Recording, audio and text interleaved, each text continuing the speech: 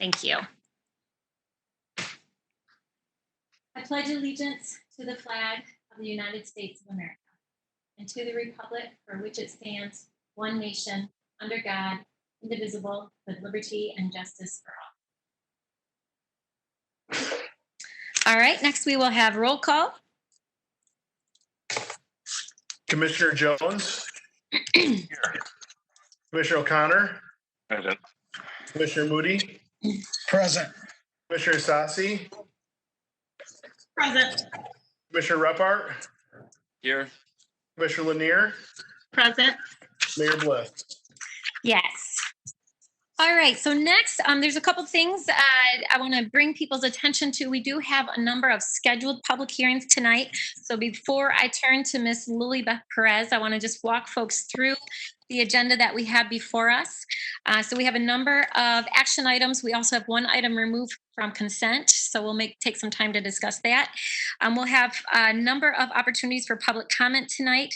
Commissioners, I'm going to put together 2, 3, and 4 under the scheduled public hearings because those are all related to the same project. So if you all are good with that, I see head shaking, we'll go ahead and do that. So we'll have first opportunity for public comment on agenda items. So those are specific things that we are voting on tonight that are on our agenda.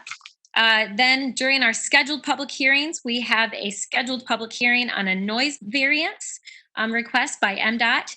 We'll have the joint public hearings related to a project at 470 Market Avenue Southwest. And then we have a scheduled public hearing on a Brownfield plan amendment related to a project at 10 Ionia Avenue. And then at the end of the commission meeting is when we'll have our general public comment period.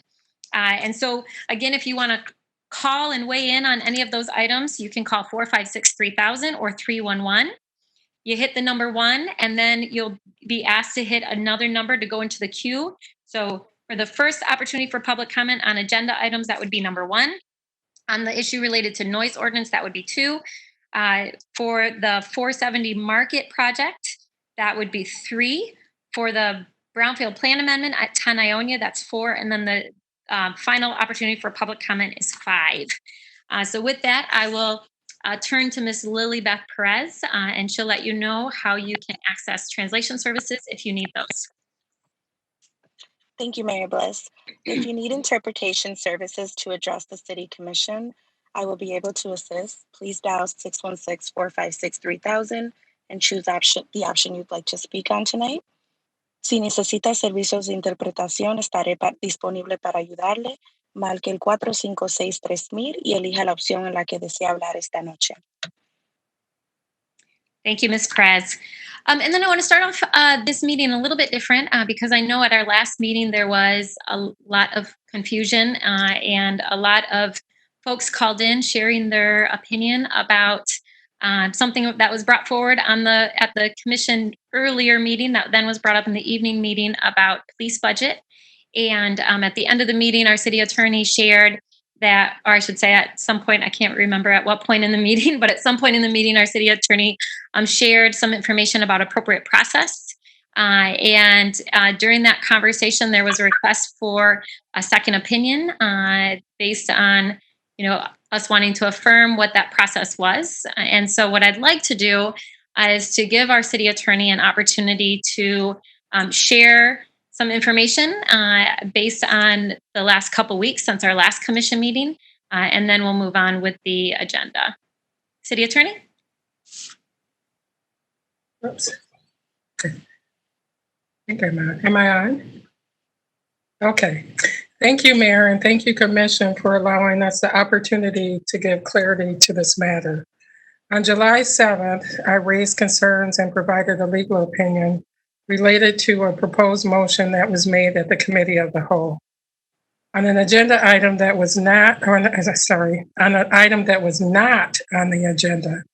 In summary, we were concerned that internal city policies and procedures were not being followed. And we had additional legal concerns that were provided related to amending the budget ordinance. My advice and counsel on July 7th were intended to assist our organization to follow longstanding rules and procedures that are the foundations to lawful and effective governance. In light of our advice, the Commission instructed us to coordinate additional legal advice from outside legal partners, to which we complied. Outside counsel has concurred with our legal department. A city commissioner is not allowed to make a motion when there is not a related agenda item during a scheduled open meeting based on city policy and city commission standing rules. It is clear that the city manager is required to be consulted and involved in the process of developing a proposed ordinance that would amend our city budget before it can appear on the commission agenda for consideration. Additionally, legal documents requiring specific action by the commission must have prior approval by the city attorney. Mid-year ordinance amendments are allowed, but must follow proper procedure as required by the city charter and the city commission standing rules. It would have been improper to have a discussion and vote on the non-agenda budgetary item on July 7th. To be clear, our advice on July 7th and today depends largely on timing and communication by the commission, as well as an individual commissioner. Moving forward, any commission-initiated proposed budget amendment must follow the procedures set forth by the city charter, city policy, and the Uniform Budget Accounting Act, in conjunction with input from the city manager and his staff based on their knowledge and expertise of the subject matter. Thank you. Thank you, City Attorney. I appreciate you sharing that, as well as all of the additional conversations that we have had since our last meeting, and as well as you taking the time to get outside counsel and provide the city commission. So thank you for that. So I also want to say just a couple things as we get started today. This commission has had multiple conversations in partnership, obviously, with the city manager and our police chief and our director of public oversight and accountability around our work and commitment around police reform and reimagining the future of policing.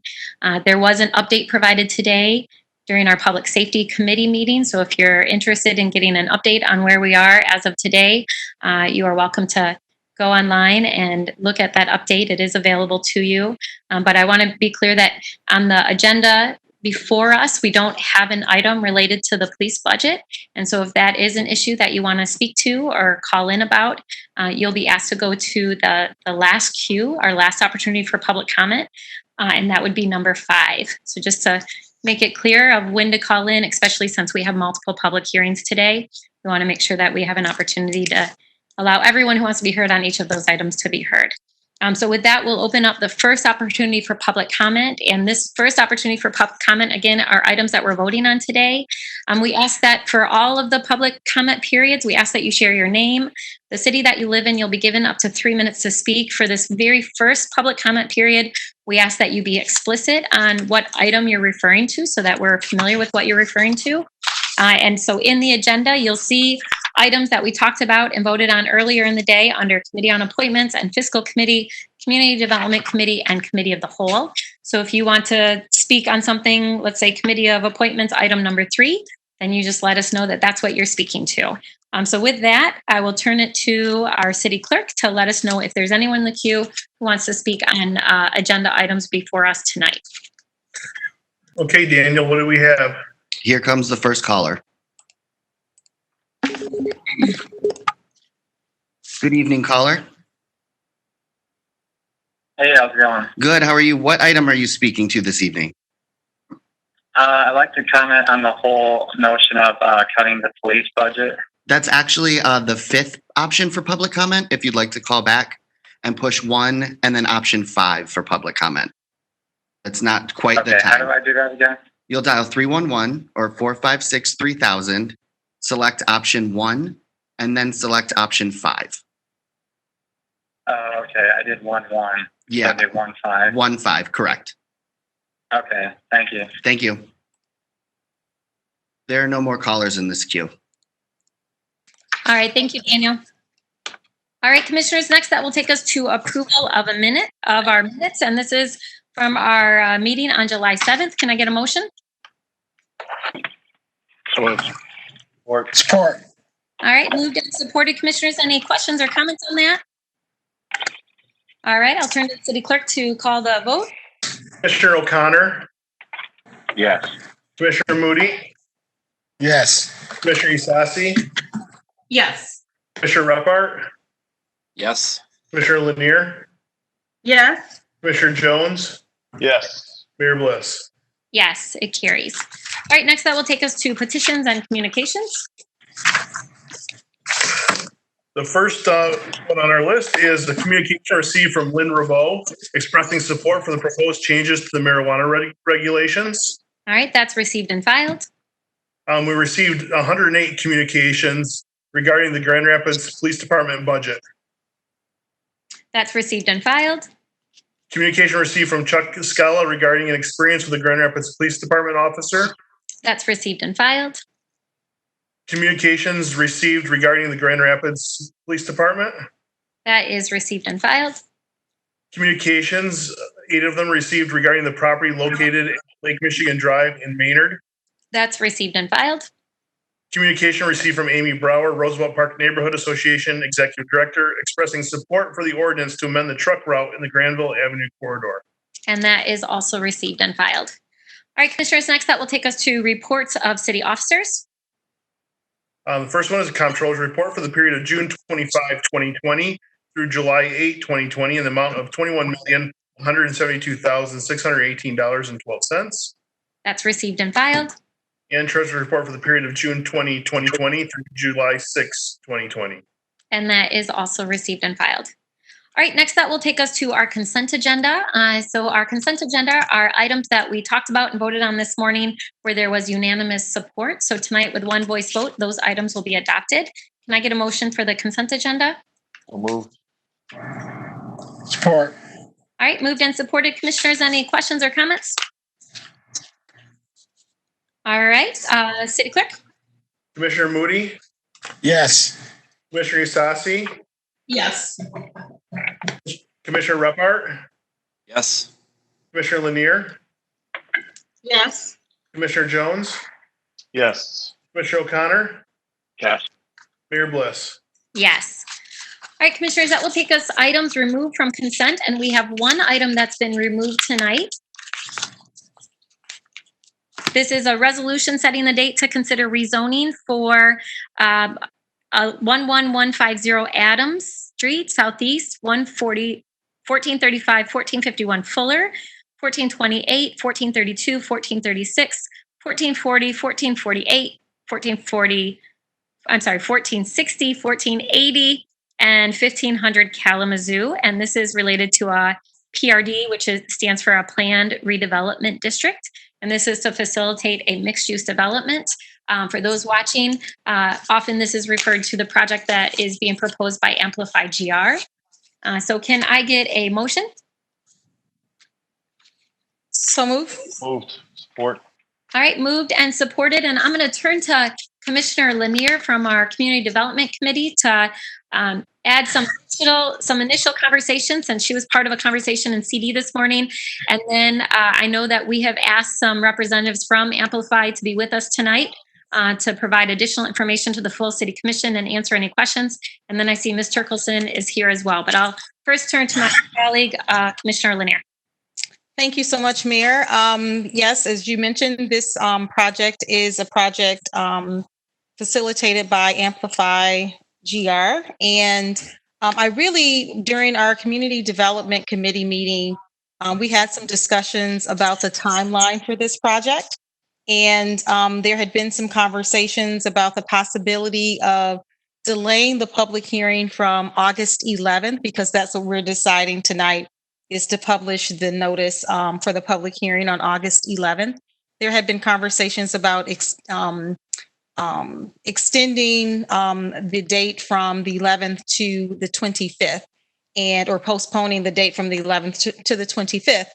My intent with my no vote during community development was to move the conversation to the committee of the whole. I know we had past practice where committee discussions that were split would come to committee of the whole before they would then come to this evening meeting.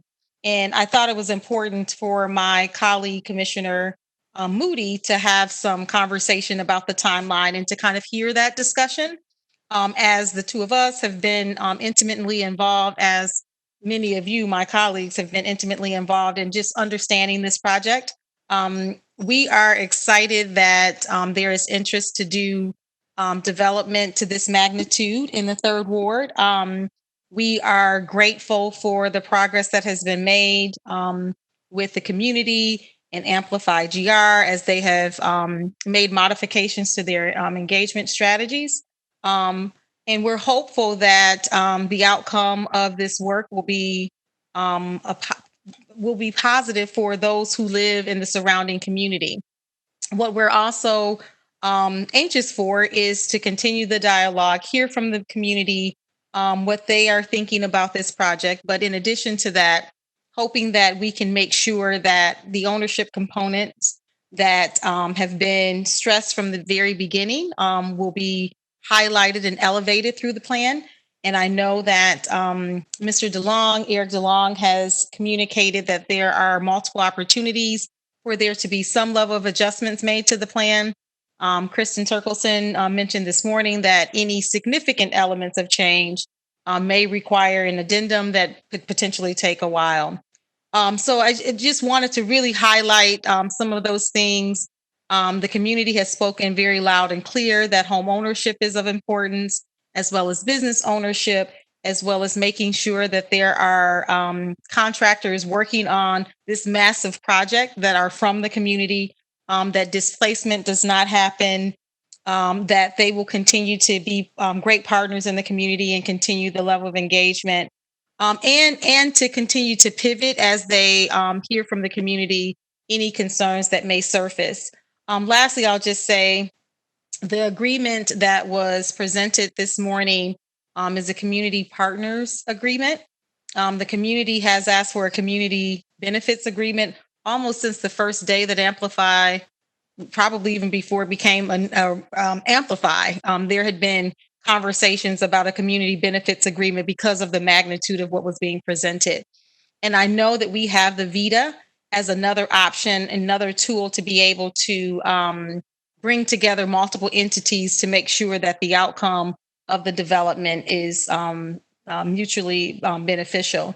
So I am hopeful that as we continue to have dialogue here at this body, as well as in the community, that we can get to a place, and as Mr. DeLong said, those things potentially could come as the dialogue continues. But I just wanted to pause and really wanted to do this at COW more than I did tonight, but I think it's also beneficial to do this tonight because we have most of the time a broader audience who's watching.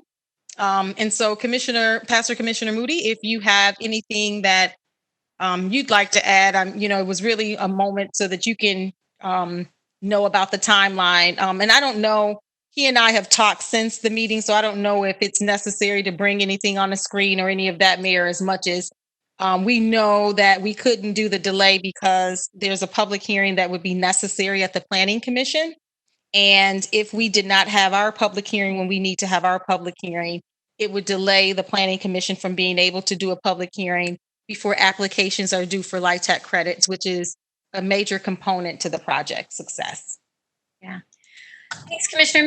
Let me see if Commissioner Moody has specific questions, and then maybe just for the full body, it would be helpful for Ms. Turkelson to walk through the timeline, and then maybe even Ms. Turkelson or Mr. DeLong can clearly talk about the difference between the public hearing related to the PRD, but then also the process for the community partner agreement, just so that if people do have questions, that's clear. I know this project was presented during Economic Development Project Team, so some of us were a part of that and got a larger briefing. And then I know that there was a presentation this morning, but I'll first turn to Commissioner Moody and then maybe Ms. Turkelson and Mr. DeLong.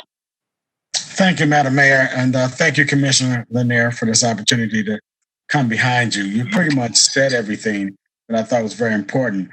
The biggest important factor that we had is that we wanted to make sure that Amplified understood the relationship with the community. That was so key. and that we did not want displacement, and that the community itself, and talking to Pastor Hoskins earlier today, was really concerned about the community partnership and the community benefit. I think that's the key issue right there for the community to grow. I'm happy with the progress that's being made, but I want to stay on task with making sure that partnership continues to develop. Thanks, Commissioner Moody. Mr. Colson, do you want to walk us through timeline so that the full commission is aware of? I think there's several different processes in place, and as Commissioner Lanier said, there's our public hearing, there's Planning Commission, there's LIHTC application that will be going in. So maybe if you could just walk us through that timeline and process. Absolutely. Can everybody hear me okay? Perfect. So good evening, commissioners, and thank you for this opportunity to speak on this project. The Planning Commission did send forth their recommendation in January of this year.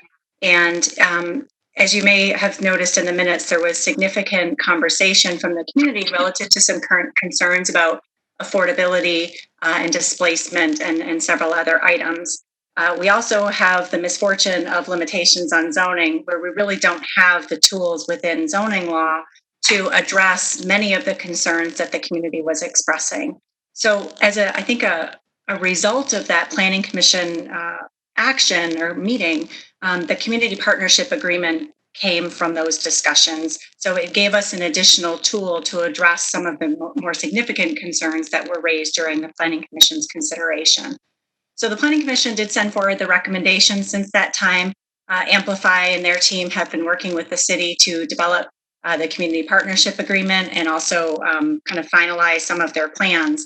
You may note in your resolution that what you have before you is what we call a conceptual site plan approval. That is not dissimilar to many large projects that we have under a PRD form, in that they are such a large project that sometimes it's best for us to break it into pieces. So we all agree that it's the project moving in the right direction. We agree generally to the layouts and the uses. Perhaps before we can grant final site plan approval, we do want some final engineering, landscaping, some of that detail that is critical to the project, but also extremely laborious for the applicant to take on if the city does not feel that the project is appropriate for the community. So that's sort of what has transpired since January. So the conceptual plan approval, the way the Planning Commission did recommend it to you is that any final phase for any phase that moves forward does require final site plan approval by the Planning Commission. So, and with that, they committed to the neighborhood, again, because of the scale and importance of the project and possibilities for the change to the community, that each phase would also warrant a public hearing. And so with a public hearing at Planning Commission, zoning law would require us to notice at least 15 days in advance. Then, of course, we have a couple days to work through the formal notification process with the Grand Rapids Press and such. So we really need that time to be able to notice the project. And so should action be delayed on a public hearing until later in August, it doesn't allow the Planning Commission adequate time to notice the project and conduct a final site plan approval hearing. And that hearing could not take place prior to the October 1st deadline, which is when, of course, we know that the state accepts their low-income housing tax credit projects. Zoning approval and site plan approval are two critical components for any LIHTC application. They are worth a significant number of points. And so where the state sees that final site plan approval is still required or board and commission action is still required, it generally is very, very difficult to score a project such that it would be funded by the state.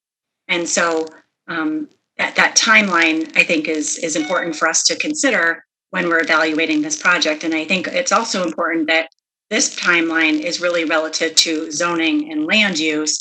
Of course, there's additional conversations taking place with the community partnership agreement that I would defer to Mr. DeLong for more specificity there. I can provide you with additional details about the project if you feel that that would be beneficial.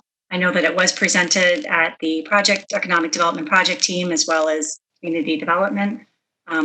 but I'm happy to do that if that's of interest to the commission.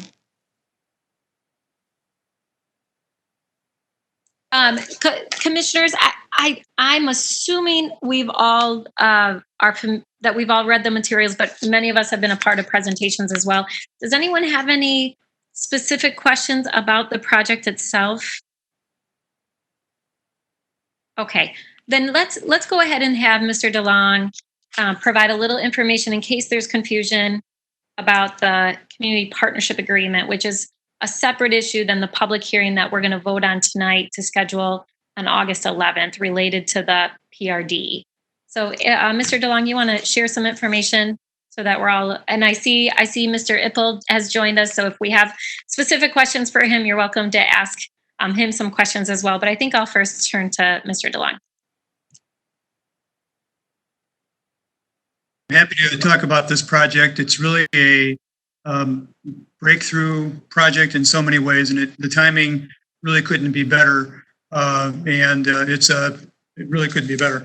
So one reason for that is we just learned today from Ryan Kilpatrick of Housing Next about the number of housing units that we need to create over the next 5 years. So there were 5,000 rental units and 3,500 ownership units that were over the next 5 years that were projected that we would require here in Grand Rapids to meet demand. So this is a good jumpstart. And what is really good about this project is the way the partners have come together. And so the community partnership agreement that Commissioner Lanier referred to is the framework for working together on an ongoing basis. It sets forth a vision for the Boston Square Together project that will be followed as the development continues. It sets forth the requirements or the plans for housing, for green space and infrastructure, for community spaces, and a variety of other factors, all of which are part of what would normally be called a community benefit agreement. So this is like the precursor, like the initial document. That'll be followed up, as Commissioner Linder mentioned, by subsequent agreements that will provide more specific detail about the project. So, for example, the project that Ms. Turkelson just talked about would be the subject of another agreement that would be under the CPA. So the community partnership agreement. So what is really good about the community partnership agreement is that it sets a framework for a relationship, and it creates a relationship where one, not so long ago, it didn't exist. And so it brings together the city as a partner, and I'll talk about our role in a moment, but it also brings together the Boston Square Neighborhood Association, the Oakdale neighbors, and then Amplify and the partners that Amplify is bringing to the project.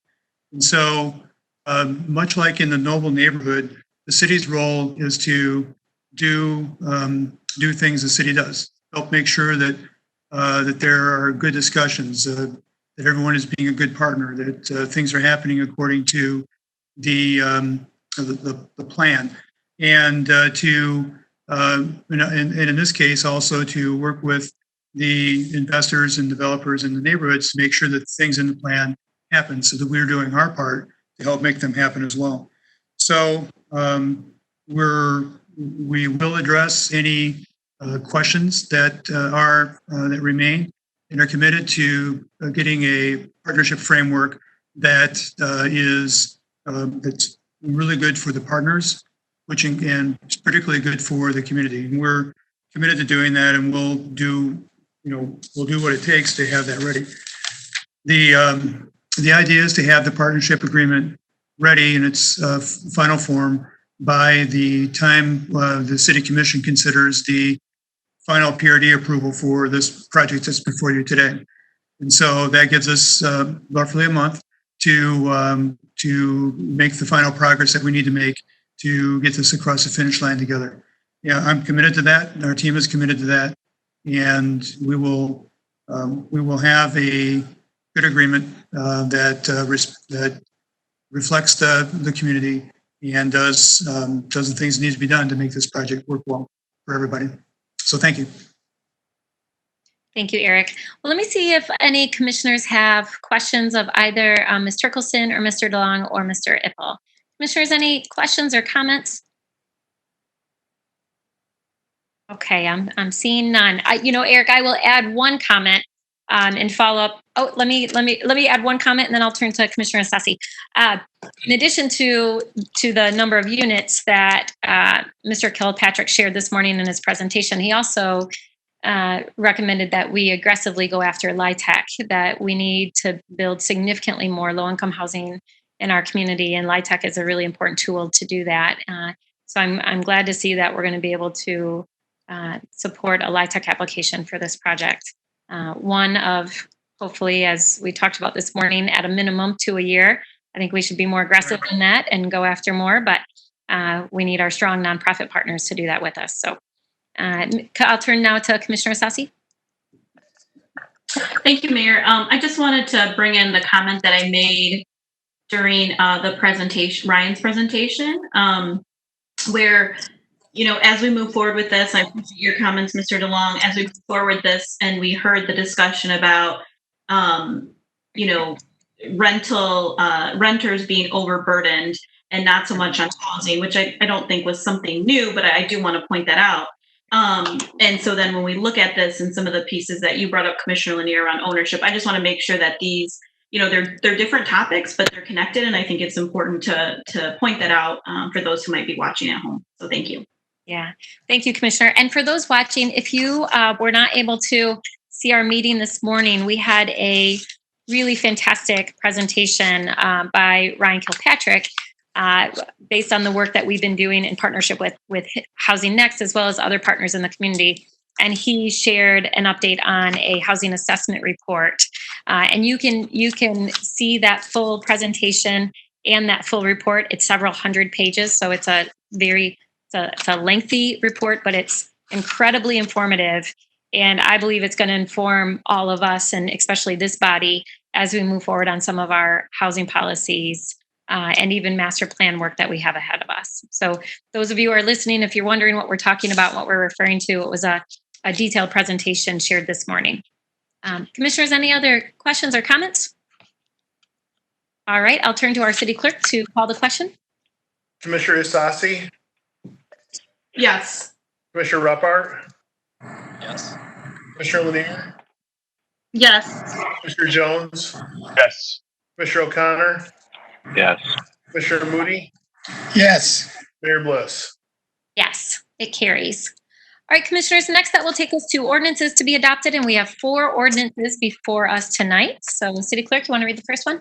Yep, the first one is an ordinance amending Section 1 of the Budget Ordinance 2020-15 for the fiscal year 2021, Amendment Number 2.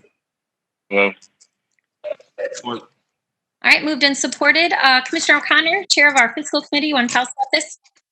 Yes, thank you, Mayor. So on tonight's budget ordinance amendment, we have some funds being expended for reconstruction of Alger Street, funds for the reconstruction of Prince Street, funds for reconstruction of Woodward Lane, Sunnybrook Avenue, and Lion Street. We're using some sewer system funds for some phosphorus recovery at our water resource facility. Some additional funds being expended for water sewer bonds for bank fees and cost of insurance. Some funds for reconstruction of Sinclair Avenue and the reconstruction of Trowbridge Street. Some sidewalk improvements along Plainfield Avenue. Some vital streets funds, and some funds for the Grow 1000, which we talked about at our previous meeting, to establish the Youth Employment Initiative. And there is no use of our contingent balance of it. Great. Thanks, Commissioner. Commissioners, any questions or comments? All right, this is a roll call vote. So, City Clerk? Commissioner Ruppert, Yes. Commissioner Lanier, Yes. Commissioner Jones, Yes. Commissioner O'Connor, Yep. Commissioner Moody, Yes. Commissioner Sassi, Yes. Mayor Bliss. Yes. And can I get a motion to give this immediate effect? So moved. Support. All right, moved and supported. City Clerk, you want to call the vote? Commissioner Lanier, Yes. Commissioner Jones, Yes. Commissioner O'Connor, Yes. Commissioner Moody, Yes. Commissioner Isasi, Yes. Commissioner Repart, Yes. Mayor Bliss. Yes, it carries. All right, Commissioners, that will take us to our second ordinance tonight. It's an ordinance repealing Chapter 103 of Title 7 of the City Code entitled Amusements. All right. Can I get a motion? So move. All right. Moved and supported. So I'll turn to Commissioner Repart to tell us about this. Yeah, it's fairly simple. This is repealing in its entirety Chapter 103, which is called Amusements of Title 7, Licensing and Regulation of the Code of the City of Grand Rapids. And that's it.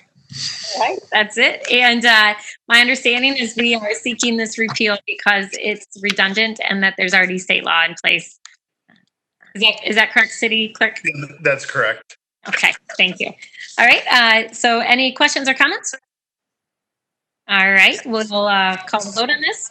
Commissioner Jones, Yes. Commissioner O'Connor, Yes. Commissioner Moody, Yes. Commissioner Isasi, Yes. Commissioner Repart, Yes. Commissioner Lanier.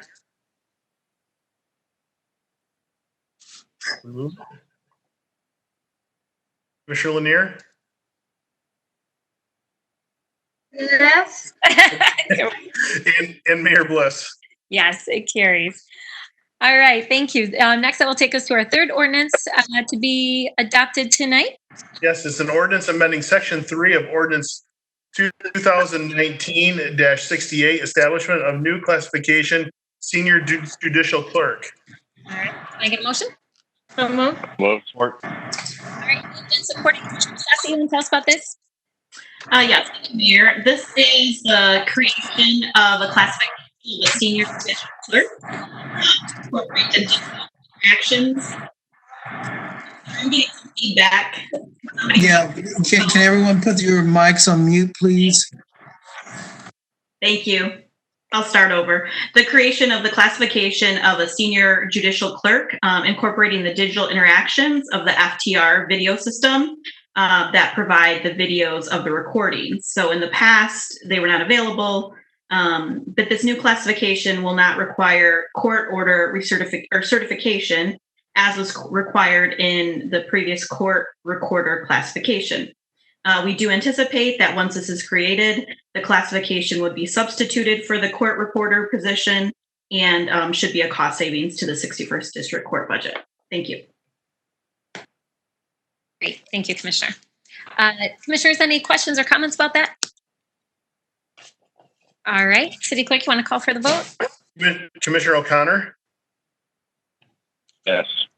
Commissioner Moody, Yes. Commissioner Isasi, Yes. Commissioner Repart, Yes. Commissioner Lanier, Yes. Commissioner Jones, Yes. Mayor Bliss. Yes, it carries. All right, and that will take us to our fourth ordinance to be adopted tonight. Yeah, it's an ordinance to consider a major amendment to a planned redevelopment district at 3059 Lake Michigan Drive Northwest. So moved. Moved and supported. Commissioner Jones, you want to tell us about this? Yes, Mayor. On July 7 of this year, the City Commission established July 21st, 2020 as the date to consider a major amendment to a previously approved planned redevelopment district. The amendment is requested to facilitate the construction of a multiple family housing development of plus or minus 240 dwelling units in lieu of the approved site plan of 24 single family home sites on the Maynard Avenue fronting portion of 3059 Lake Michigan Drive. The proposed site plan and density changes to the approved development plan constitute a major amendment by section 5.12.12.I.3a of the zoning ordinance, and as such require review and recommendation by the Planning Commission and final approval by the City Commission. Associated with the amendment is a preliminary conceptual site plan to be refined subsequent to approval of the amendment. Thank you, Commissioner. Commissioners, any questions? I see Ms. Turkelson is with us. Any questions related to this request? Commissioner O'Connor or Commissioner Repart? from our first ward. Commissioner O'Connor? Yes, Mayor. Thank you. So I know myself and Public Commissioner Rep, I've gotten some communications about this with some concerns from neighbors. And again, as Assistant City Manager DeLong referenced our housing study presentation that was about Housing Next earlier today and about the dire need for housing at all price points in our community. As I look at this, I had an opportunity to both meet with the developer on multiple occasions, as well as review the Planning Commission minutes, and it came to us unanimously from the Planning Commission. There's been some communication about concerns related to traffic. I know that one of the conditions of the Planning Commission approval was that a traffic study be conducted before final approval of the site plan. And as I look at the development patterns and changes that are happening in our first ward and in our community, this project is located adjacent to M45 Lake Michigan Drive, which is a 5-lane state highway that traverses our community, which has both the Line 50, the busiest route on our rapid transit system, and the forthcoming Laker Line BRT. And so, as land use develops, I can't think of a better place for a high density development than to be adjacent to a transportation corridor that's with that level of public infrastructure contained within it. I know that we recently made some investments in the stoplight at the corner of Maynard and Lake Michigan Drive to help alleviate those some of the traffic concerns and past accidents. And it is also located between 3 other very significant developments that have some significant density to them. And so, there's been concerns from some neighbors around impact on home values and the type of people that are going to inhabit these. And I feel like I don't like when people make that sort of assumption that this type of project is something that is needed within our community. I think it's going to be a very high quality development. I've seen the renderings. I've met with the developer, and I think this is an important component of our housing mix that is going to have is going to help fill a significant gap that we have in housing across the spectrum. That will not just be, it's not just going to be for students. It's not designed for students. It's designed to fill a gap in the AMI spectrum that is desperately needed in our community. I know that there's been some landscape buffering that exists. There's green space included within the development. There's 1.75 parking spots on average per unit. So I feel really good about this project. This developer has a track record of success out of state, and it's also working on a significant project along the lakeshore, as well as the redevelopment of the former Studio 28 site. So I believe this is going to be a positive endeavor for our community. Thanks, Commissioner. Commissioner Hart, anything to add? Yeah, I just want to say that I agree. I understand that some of the neighbors there have some concerns around traffic, around building height, around those kinds of things. And as we discussed this morning around housing, when we got to add 9,000 units citywide, it's got to happen everywhere in the city. And here's an opportunity right along transit, mixture of incomes project. It really checks all the boxes and matches what's right next door as well. And so I do think that while I can understand the concerns and I want to acknowledge that those are real, that this really is a great opportunity for our city to add, to really make a big dent in that goal, and also to not concentrate all of that in certain neighborhoods like we talked about this morning. So I think the renderings look beautiful. I think that that it still has to go back to Planning Commission for final site review. So I think that there's still some opportunities to tweak and make sure that the neighbor concerns are addressed. And I think that it's a good project that we can all celebrate when it's completed. Thank you, Commissioner. Commissioners, any questions, final questions before I call the vote? All right, I'll turn to our city clerk. Commissioner Moody? Yes. Commissioner Isasi? Yes. Commissioner Repart? Yes. Commissioner Lanier? Yes. Commissioner Jones? Yes. Commissioner O'Connor? Yes. Mayor Bliss? Yes, it carries. All right, Commissioners, that will take us to our public hearings tonight, and we'll start the first one Before I tee this up, I'll just remind those who are listening who want to call in for the scheduled public hearings that we have 3 scheduled public hearings tonight. You can call 456-3000 or 311. And for this one that we're about to introduce related to the noise variance request by MDOT, you hit number 1 and then number 2. If you're calling about the project at 470 Market, you can press number 3. And if you want to speak to the revised Brownfield plan amendment for 10 Ionia, you can hit number 4. So with that, this is a public hearing to consider a noise variance request by the Michigan Department of Transportation in connection with the I-196 eastbound bridge over Grand River deck replacement and I-196 reconstruction between Fuller and Maryland. So with that, I see our city engineer, Mr. Berkman. I'll turn it over to him to share some information. I don't know if we have anyone from MDOT present, but we'll give them an opportunity to speak. I'll allow commissioners to ask any questions that they may have, and then we'll take an opportunity to hear from anyone in the queue. All right, thank you, Mayor. Good evening, commissioners. So just to tell you a little bit about this, and I'll start by saying Mr. David Kent from MDOT is on this call, so he's available to offer additional comments and answer any questions that may come up. But just to tell you a little bit about what they are requesting, MDOT would like to perform up to 80 nights of work between April 5th and November 12th in the 2021 calendar year. And that's to replace the I-196 eastbound bridge deck and also reconstruct the freeway between Fuller and Maryland. That'll provide 3 lanes in either direction, completing the gap that was left from previous projects on either end of that segment. So this work will require closure of eastbound 196 at 131 for the deck replacement, expected to last up to 4 months, as well as various other associated impacts to the on-off ramps throughout this project area. So per our ordinance, major construction activity is prohibited between the hours of 10 p.m. and 7 a.m. But in order to minimize disruption and, of course, provide safe construction conditions, MDOT's asking for the ability to perform some of their work at night.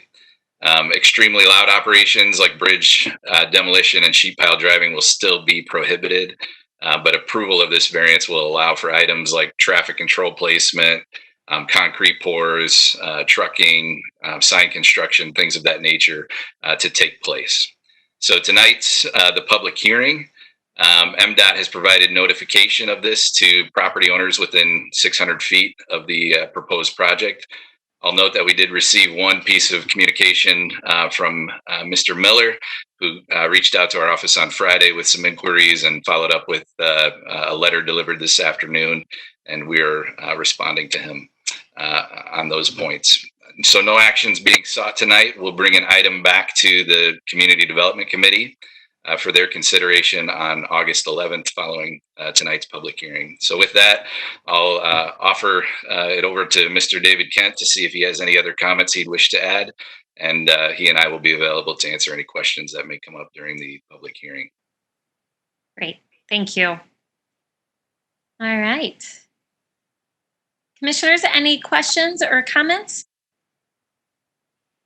No? Okay. All right, so I'll turn to our city clerk to see if there's anyone in the queue who wants to speak to this item. I just got notice that we do not have anybody in the queue. Is that correct, Daniel? That's correct.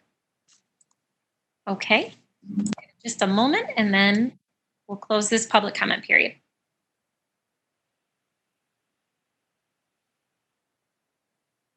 All right, we'll go ahead and close that public comment period. For anyone watching, if you do have comments on this, again, you are always welcome to email us. You can email the city clerk and then that will get to the full city commission, or you can email the commissioners as well as myself. All right, next that will take us to our next public hearing, and I'm going to combine these 3 public hearings since they're related to the same project. So this is a public hearing to consider a Brownfield plan amendment for 3F Properties LLC for a project located at 470 Market Avenue Southwest. And then it's coupled with a request for an obsolete property rehabilitation district. So we'll also take the public hearing related to the establishment of the obsolete property rehabilitation district for the same property at 470 Market Avenue, as well as the obsolete property rehabilitation exemption certificate. So one's the district for those who are following, and if there's any confusion. So for obsolete property, you have to set the district as well as do the certificate. So with that, similarly, I'll turn it to our Economic Development Director, Jeremiah Gracia, to share some information about this project. And then I see that we have some guests with us tonight that can also weigh in and provide an overview of what they're hoping to do at this site. And then I'll open it up for questions to commissioners. And then if you want to speak to this item, you can call in. Again, a reminder, 456-3000 or 311, hit number 1 and then number 3. All right, Mr. Gracia. Yes, good evening, commissioners. So the item before you is related to the project being proposed by 3F Properties at 470 Market Avenue Southwest. The developer is proposing to undertake a $26 million renovation of an existing 210,000 square foot building and convert the building to 167 market rate apartment units. The breakdown of those units would be approximately 88 studio units, 73 one-bedroom, and 6 two-bedroom units. There will also be additional parking spaces that will be in the basement level of the building, as well as additional parking across at an adjacent property. So the applications that you have before you for this public hearing include a Brownfield plan amendment and that 10-year obsolete property rehabilitation exemption. In the Brownfield plan, the developer is seeking reimbursement for the portion of their new taxes generated by their investment, which is approximately $5 million of eligible Brownfield reimbursable costs. And the second application is for that obsolete property rehabilitation, which would limit the increase in new taxes from the investment for a period of 10 years, which the majority of those taxes would have been captured by the DDA. It must be, we should note, the DDA has reviewed this project and supported their application at the meeting in March. And the property does qualify for the program due to the commercial nature of the project and the determination by the city assessor that the building is in fact functionally obsolete due to inadequate windows, mechanical, heating, and plumbing and electrical systems. The property is located in the smart zone, and staff is currently working and intends to revisit that inclusion through a current effort to focus and align the work of the smart zone with the city and the equitable economic development and mobility strategic plan, so that the developer can realize the full savings of the Brownfield Brownfield reimbursement program. I'll now turn it over to the applicant, Mr. Jared Belka. Will speak first and then introduce some other of his development team. Thanks, Jeremiah. Good evening, Mayor Bliss and commissioners. Appreciate the opportunity to be before you this evening. Again, not in person, but we're making do. I'd like to thank Jeremiah and his staff for their work getting us to this point. It's been a long road, but there's obviously a lot of work that goes on behind the scenes, as you all know, to get to this point. I'd like to thank the mayor and commissioners. Appreciate your time, consideration, and of course, as always, leadership in the city.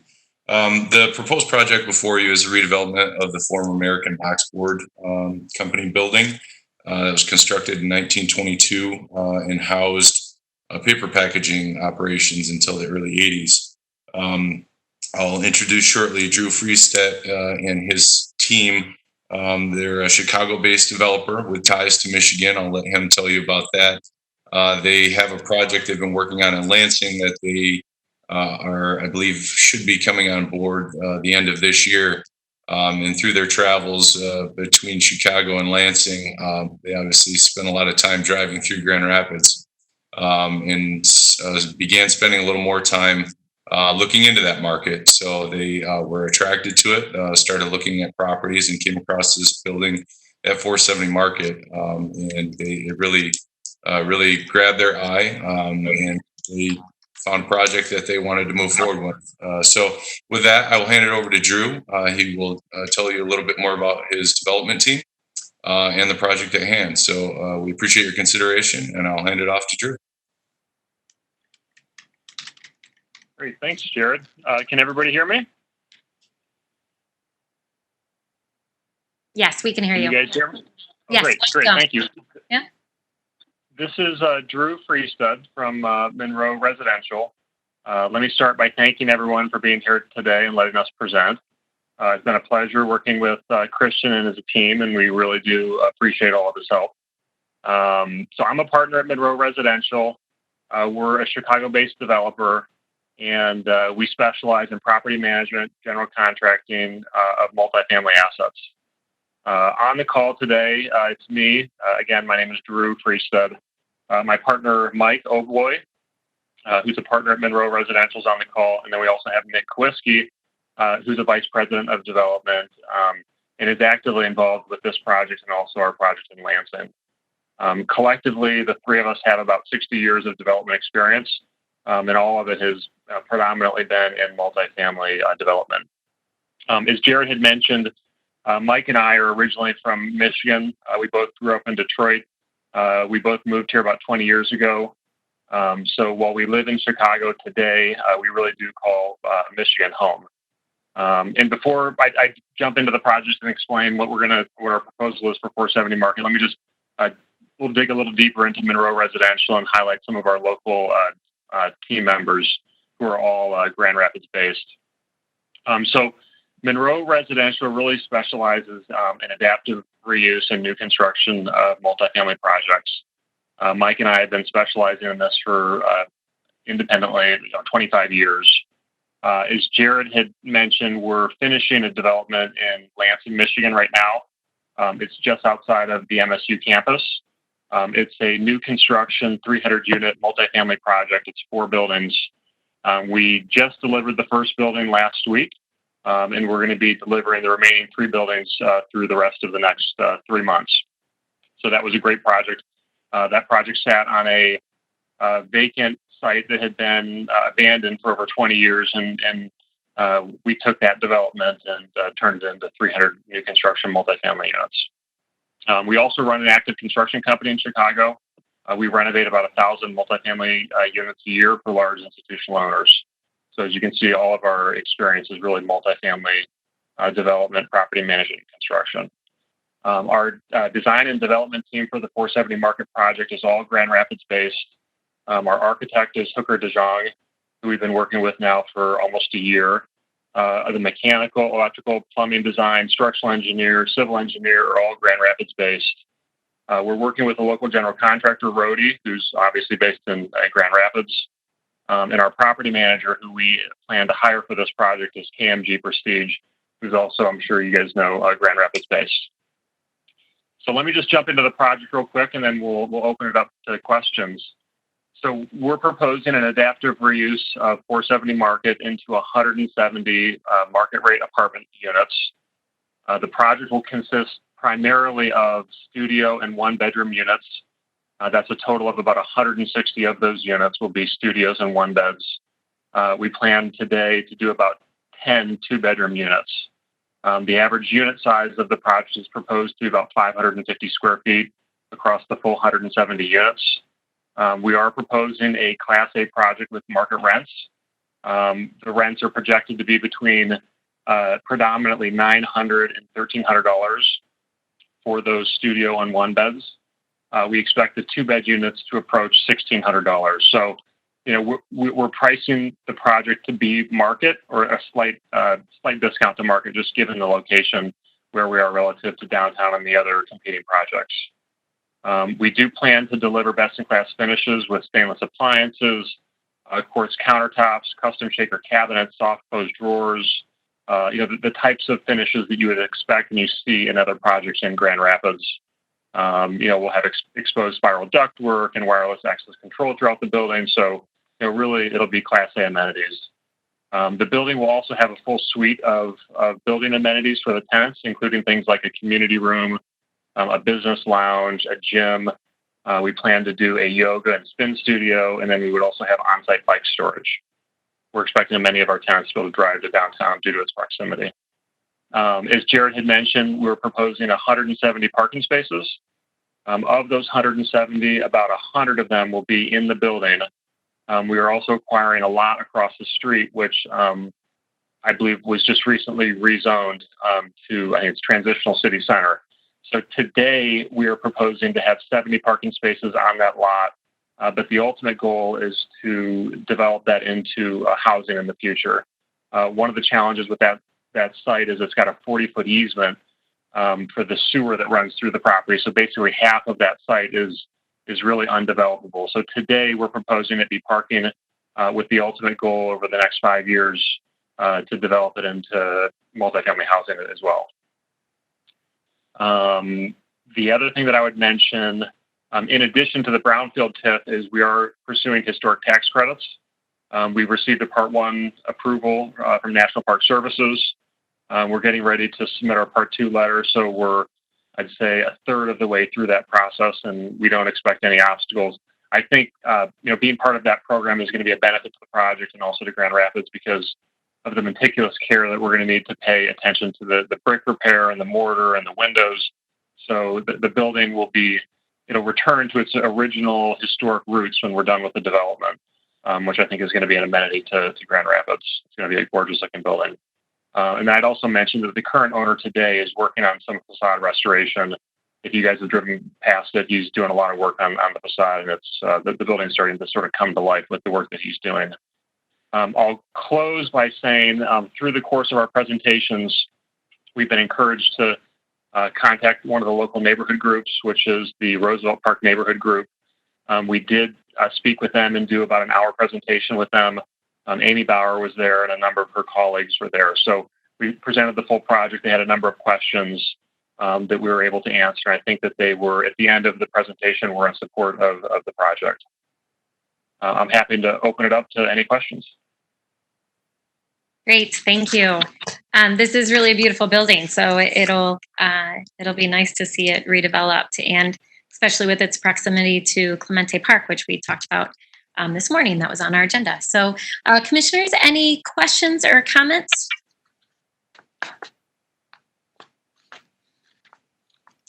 All right, seeing none, I'm going to go ahead then and see if we have some public comment, and I'll ask you both to stay on in case there are questions posed that you'll be able to answer. So, our city clerk, do we have anyone in the queue to speak to this project?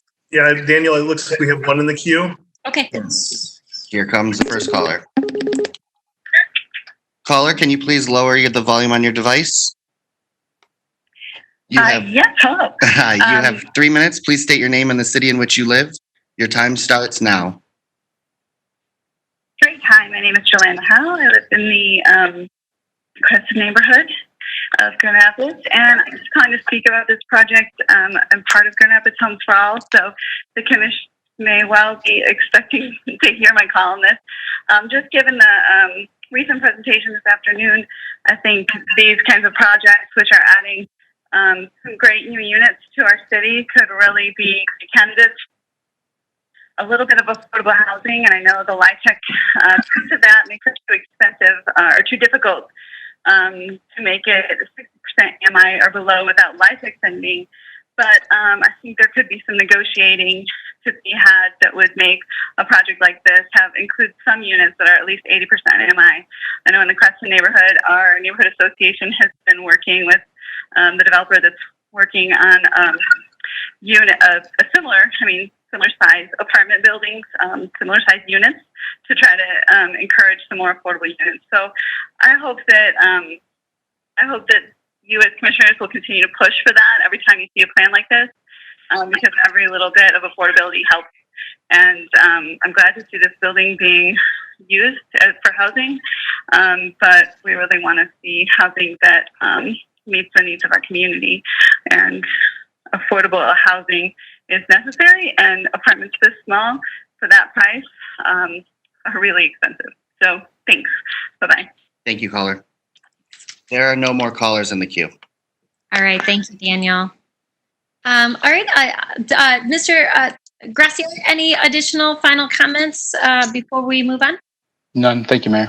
Okay, so I'm going to close this public hearing, and this will be referred back to our committee of the whole. All right, next that will take us to our final scheduled public hearing. So this is a public hearing to consider a revised Brownfield plan amendment for HGR1 LLC for the project located at 10 Ionia Avenue Northwest. And again, the public hearing for this was made public pursuant to state law, and we'll start off again with Mr. Gracia telling us about this. We'll see if there's any additional information for us. We'll see if commissioners have any questions, and then we'll open it up for public comment. Okay. Good evening, members of council again. So this resolution is for a revision to the Brownfield Plan Amendment for the 10 Ionia redevelopment project, currently underway across from the Vandal Arena, otherwise the Residence Inn. Unfortunately, this project, along with many others, has experienced significant delays and an impact to the projected revenue assumptions due to the COVID pandemic. This project is unique in that during the construction, the developer ran into a few unforeseen issues that resulted in increased costs, but were fortunately brown eligible costs that were incurred, and hence why this amendment is in front of you this evening.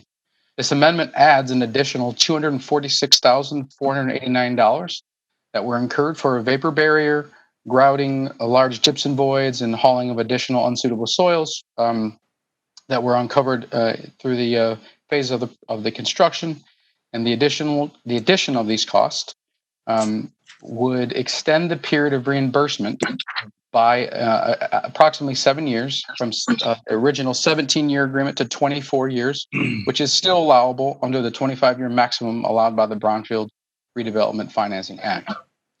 The developer has also incurred additional DDA eligible activities, and the DDA approved similar agreement amendment with the developer on June 10th, 2020.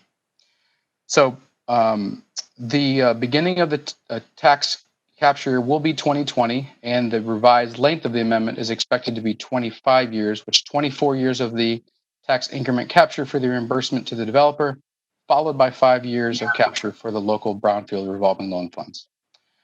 We also have Rich McDonald, who's the COO of Hinman, representing the developer, to answer any questions that you may have about the project. Thank you, Mr. Gracia. And just to also make people aware, this was already discussed and reviewed at our Brownfield Redevelopment Authority, and they supported this recommendation. Yes, thank you, Mayor. Okay. Welcome, Mr. McDonald. I'll let you add any additional information that you feel Mr. Gracia didn't share, and then we'll see if there's any questions, and I'll open it up for comments. Oh, we can't hear you, Mr. McDonald. There you go. All right. Thank you, Mayor Bliss, and thank you, City Commissioners, for the opportunity to consider our request. We're excited to be nearing the final phase of construction on 10 Ionia, and are really pleased with the design, and think this will become a positive downtown iconic landmark. I don't really have anything additional to add that wasn't shared in terms of some of the unforeseen costs, but assuming no additional work stoppages or delays happen, we're hoping to obtain our final certificate of occupancy toward the end of October, and hopefully opening shortly thereafter. So if there are questions about the details of some of those overages, I'd be happy to get into those, and certainly available to answer any additional questions that you may have. And we appreciate you considering this request. Thank you. All right, Commissioners, any questions? All right, I'll turn to our City Clerk to see if we have anyone in the queue who wants to speak on this project. Looks like we don't have any callers, correct, Daniel? That's correct. Okay, I'll just wait a couple moments before I close. All right. We'll go ahead and close that public hearing and public comment period, and we'll refer this back to Committee of Law. Mr. McDonald for joining us. Oh. One moment, there seems to be a caller that just came in. Okay, all right. Caller, you're on with the City Commission. Close that public hearing. Can you lower the volume? Thank you, caller. Can you state your name and the city in which you live? You have 3 minutes. Your time starts now. Hi, yeah, good evening. My name is Rick Horsey with the People's Budget, and I live in the 3rd Ward. I have 2 questions. Firstly, I'm requesting an update on the status of a second legal opinion for Commissioner Yasaki's proposal. Secondly, to my Sir, this is during sir. the safety committee meeting. Caller? Can you? We're just finishing up a scheduled public hearing, so I'm going to open up the next public comment period momentarily. And so I'm going to. I thought I dialed 5. Oh, okay. So sorry about that. Maybe if you can just hold on to the line and let us finalize this piece of the meeting, and then we'll move on and we'll let you be first in the queue. Daniel, can we do that? Yes, absolutely. My apologies. There seems to be a technical issue with the system. Okay. That's okay. I'll just stay on the line. Okay. Okay, thank you. All right, Commissioner, so we'll go ahead and close this public comment period, and that will be referred back to Committee of the Whole. So again, Mr. McDonald, thank you for joining us tonight. Thank you. All right. So next that will take us to our last opportunity for public comment tonight. And we did have, I heard the first part of those comments. So hopefully you were able to hear an update from our city attorney that we shared at the beginning of the commission meeting. But I'll go ahead and turn this then over to Daniel to hear from anyone who is in the queue. Again, this is our general public comment period where you can speak about any other item that is not on the agenda tonight. You can call 456-3000 or 311, hit number 1, and then hit number 5 for this public comment period. And we'll start now. So go ahead, Mr. Okay, caller. Apologies for that confusion. I'll start your 3 minutes over. Please state your name and the city in which you live. Your time starts now. Okay, thank you. Yeah, my name's Rick Corky. I'm with the People's Budget, and I live in the 3rd Ward. I have 2 questions this evening. First, I'm just requesting an update on the status of the second legal opinion for Commissioner Yasaki's proposal that she made at July 7th meeting. Secondly, to my understanding, during the Public Safety Committee meeting at 3 p.m. today, the city has submitted an application requesting $10.3 million from the CARES Act to cover payroll expenses for police and fire for the months of just April and May. So $10.3 million from the CARES Act for those 2 months. I'd like to ask who within the city was responsible for submitting this application and who was at the table when making this decision. To me, this is unthinkable and honestly a disservice to the public, which we have been seeing a lot of lately in these meetings. It was an egregious prioritization of police over the public good. I'm curious if this was purely a way to capitulate to the Grand Rapids Police Officers Association in response to mass public demands to defund the police department. I am just curious if you all recognize that this decision flies in the face of what is considered to be good governance during a time when cities across the country are defunding and boldly reimagining their police departments. I'd just like to ask you all to use your imagination. Like, where else could our city use $10 million? I can think of a few: housing the homeless, moratoriums on rents and evictions, direct financial assistance to citizens impacted by COVID-19 who are also about to lose their PUA benefits, an improved response to COVID and increasing access to testing. If any of those, were priorities, maybe then I would have some semblance of hope that the city does have the needs and interests of the public in mind. But after learning that in the Public Safety Committee, that's just not how I feel. Bail out the people, not the police. That's all I have. Thank you. Thank you, caller.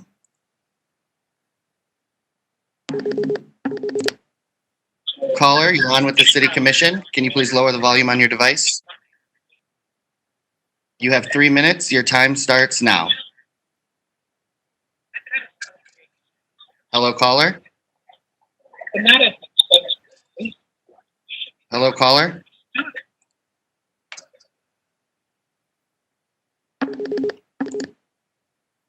Caller, you're on with the City Commission.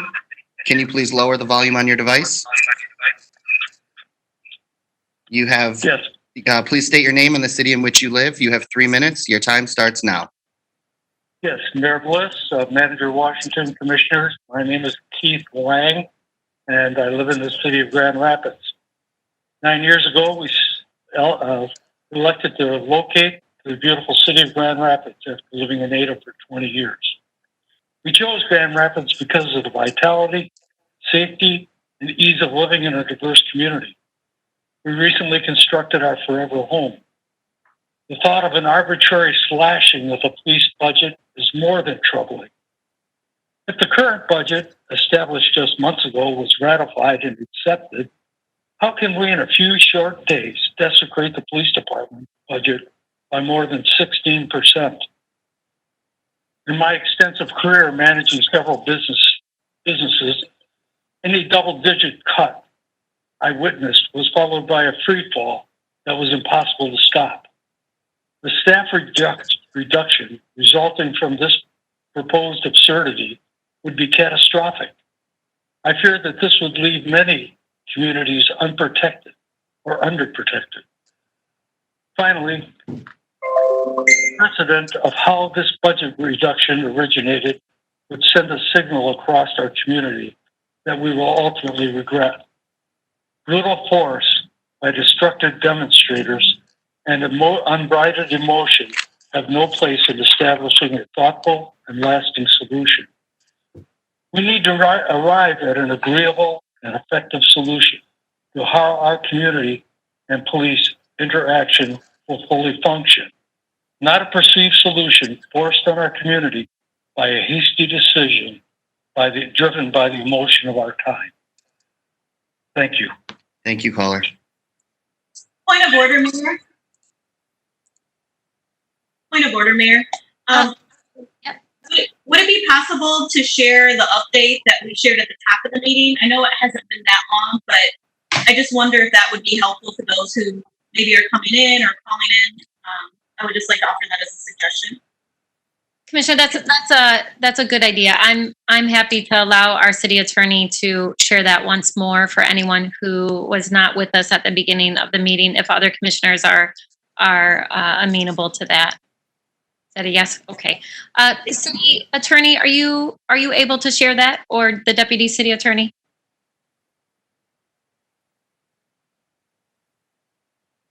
Certainly, Mayor. Want the full version or the shorter version? I'll trust you to make sure that you're hitting the key point, which there was a question about the second opinion that you did follow up on and you did receive. So if you want to speak to that, please. Absolutely. That meeting, we made some recommendations that we weren't following procedure as far as the agenda review and addressing items not on the agenda. The other concern was about making a budget ordinance amendment and not following proper procedure. In light of that, we were requested to seek a second opinion, which we complied with. Outside counsel has concurred with our law department, and the result of that is that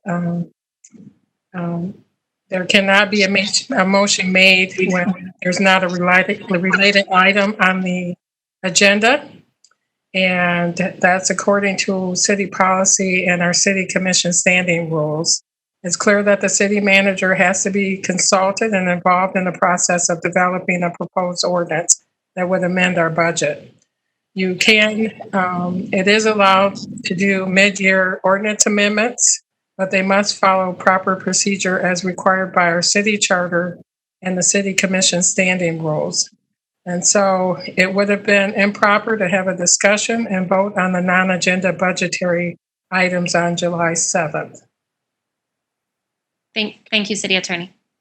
All right, I'll turn back to our city clerk and we'll hear from others who wish to be heard tonight. Here comes the next caller. Oh, caller. Hi, you're on with the City Commission. You have 3 minutes. Your time starts now. Hello, this is Joanna Howe calling again from the Crescent neighborhood of Grand Rapids.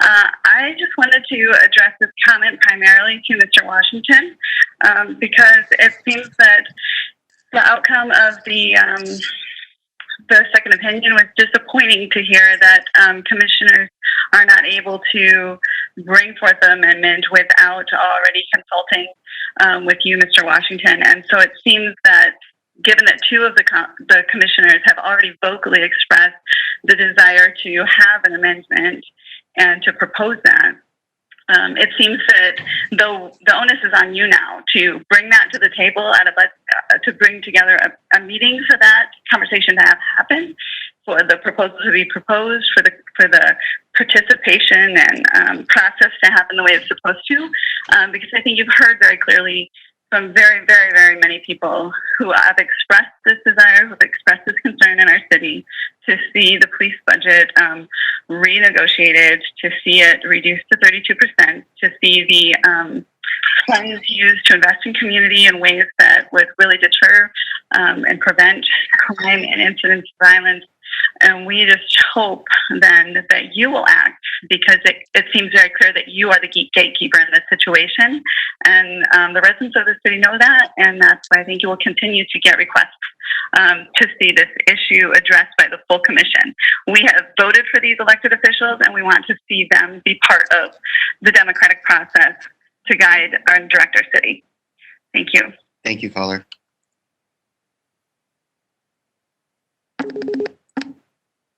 Caller, you're on with the City Commission. Please state your name and the city in which you live. You have 3 minutes. Your time starts now. Hey, can you hear me? Yes. Hey, my name is Steven. I live in the southeast area of Grand Rapids in the Baxter neighborhood. And I'm calling in to comment about the reduction or the defunding of the police by a severe percentage. And I actually just checked the news a couple of days ago. You guys are already at about 20 homicides for this year, and the year's just barely over halfway done. And last year you had I think it was about 19 homicides. And just from my perspective, I moved here about a year ago, and I've seen a major decline in the city as far as violence and crime. I've actually witnessed a murder in my neighborhood. I've been shot at. It's been pretty sketchy. I'm actually planning on at least moving out of this area of the city, if not probably moving out of the city altogether. And I just think it's ludicrous that you guys are placing this responsibility at the feet of the police. They had nothing to do with what happened in that other state. I mean, you can't hold a whole other police department responsible for the actions of an individual.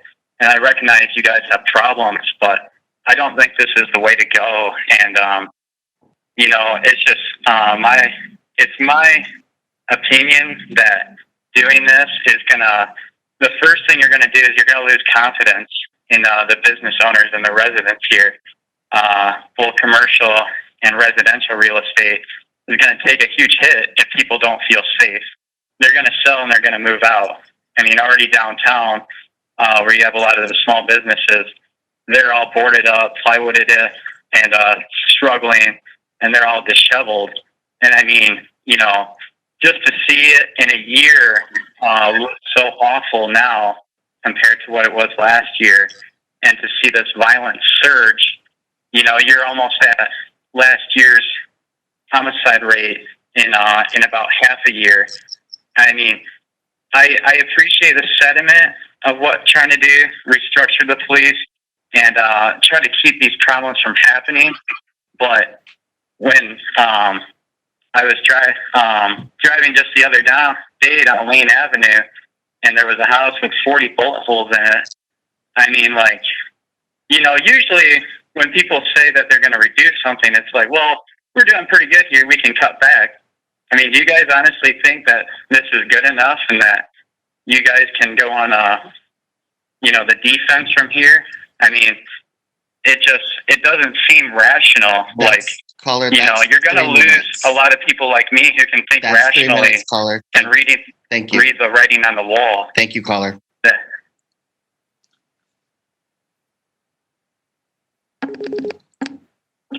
Caller, you're on with the City Commission. Can you please lower the volume on your device? You have 3 minutes. Please state your name and the city in which you live. Your time starts now. Hi, my name is Ivan Diaz. I live in the southwest side of the city. I really want to speak to two things today. The first one being I think that the commission is missing a great opportunity to rethink not only the police department, but especially the way that we want to put our priorities all the way through. I believe the last caller had a certain point, but I don't think that we need to, especially given the pandemic that we're currently living through, think that violence is, or a response to violence is, should be done through funding the police more. I think that we need to realize that there's a hurt going on, especially in the south side of the city. And I don't believe that there is enough representation, if you will, in the commission to address the issues that have been prevalent in the south side of the city for a long time. We need to rethink what our priorities are and whether or not we're willing to fight for those. And given that, I think that the commission should act as soon as possible to implement the recommendations that were made by the task force, which presented their findings in February, as far as expanding the wards, or at the very least adding another ward with more representation. I think that should be acted on as soon as possible, because people are noticing and they're seeing that the things that they want to have changed are not being addressed, or at least not adequately enough. And I think if major changes are not acted on soon, and if more leadership is not seen from the commission and the mayor's office, then the condition of the city, as the previous caller mentioned, is only going to deteriorate more. Thank you. Thank you, caller.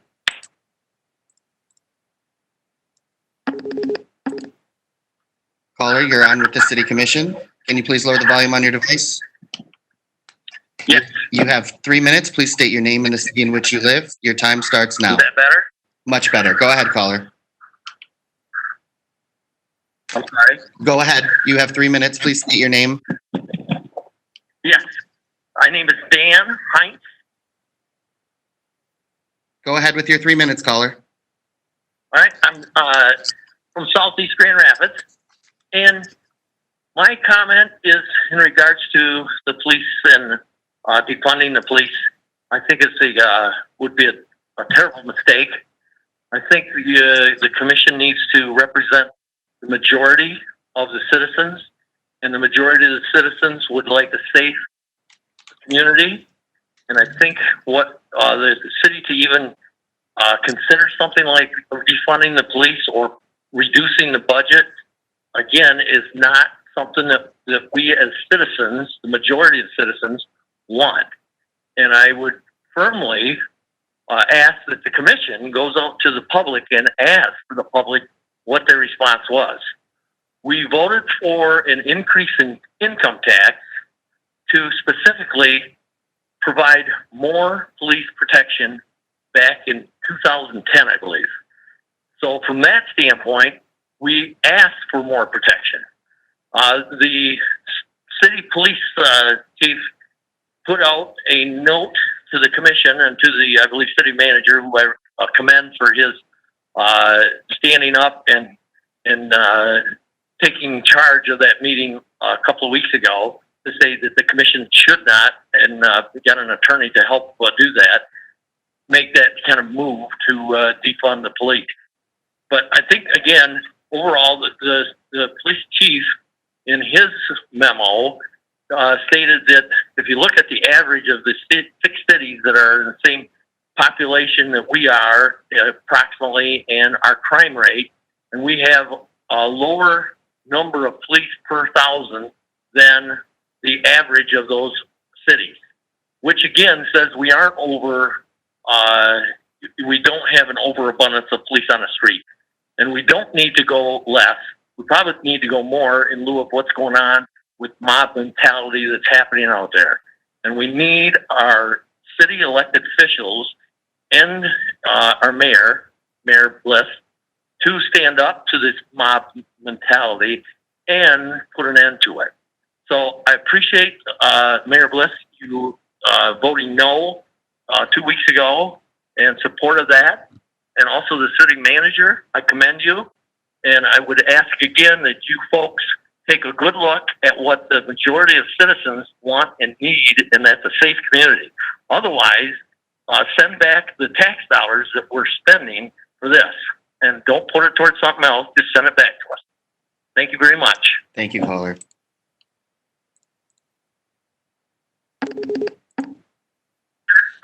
Caller, can you please lower the volume on your device?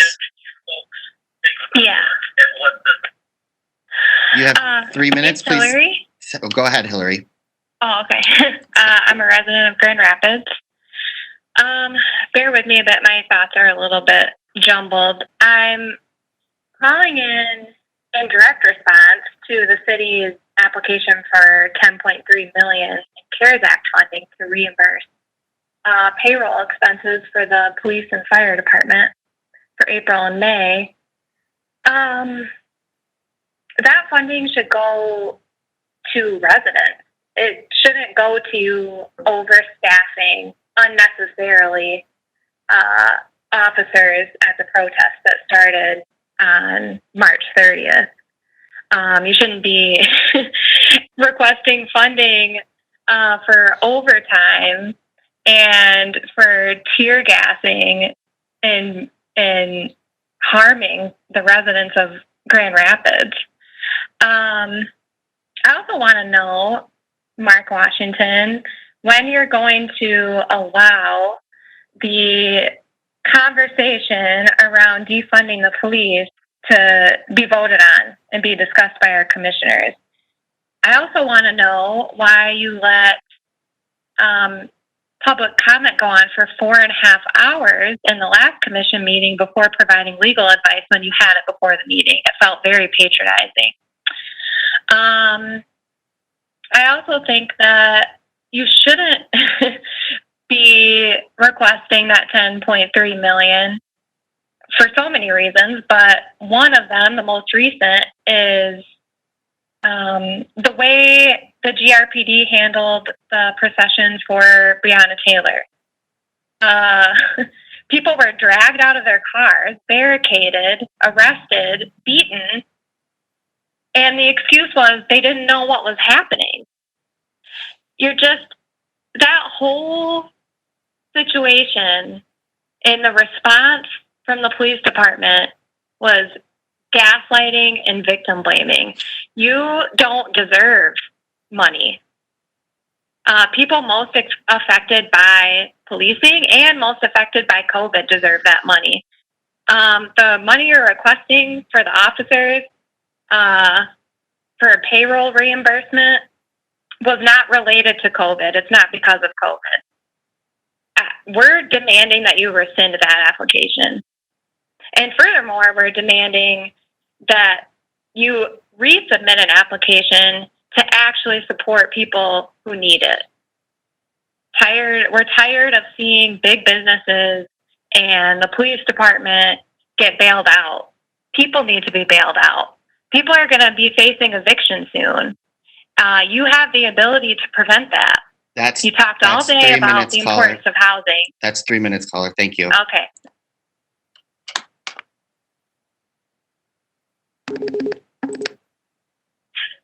Caller, you're on with the City Commission. Please state your name and the city in which you live. You have 3 minutes. Your time starts now.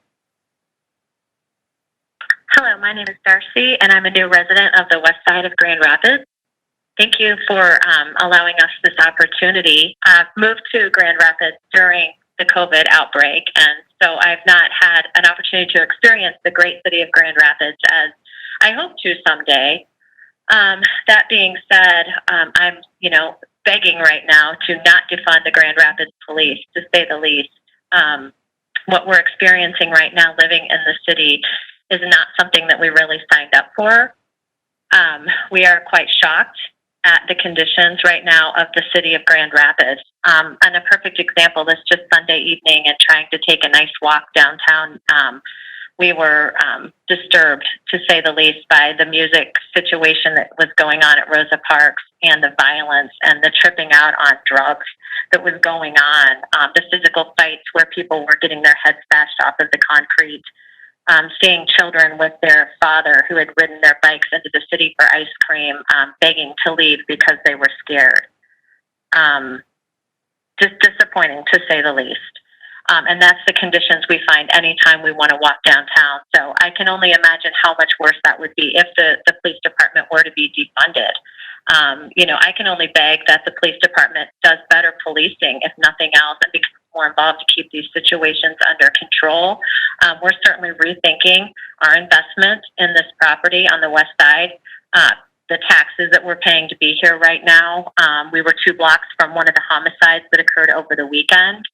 Another area that's horrifying is Fishladder Park, to be quite honest with you. It's embarrassing when we have folks visit and we want to go down to watch people fish and we have to walk through the parking lot that's just absolutely full of people in cars doing drugs 24/7 at that park. So again, I'm calling to say, please, as a new resident of Grand Rapids, keep the money with the police department and allow the police department to do what they need to do to keep this safe, vibrant city that it has been. And the very reason that we came here was to have a city life in which we can thrive. So thank you for listening to me this evening and for all that you do for the public. Take care. Thank you, caller.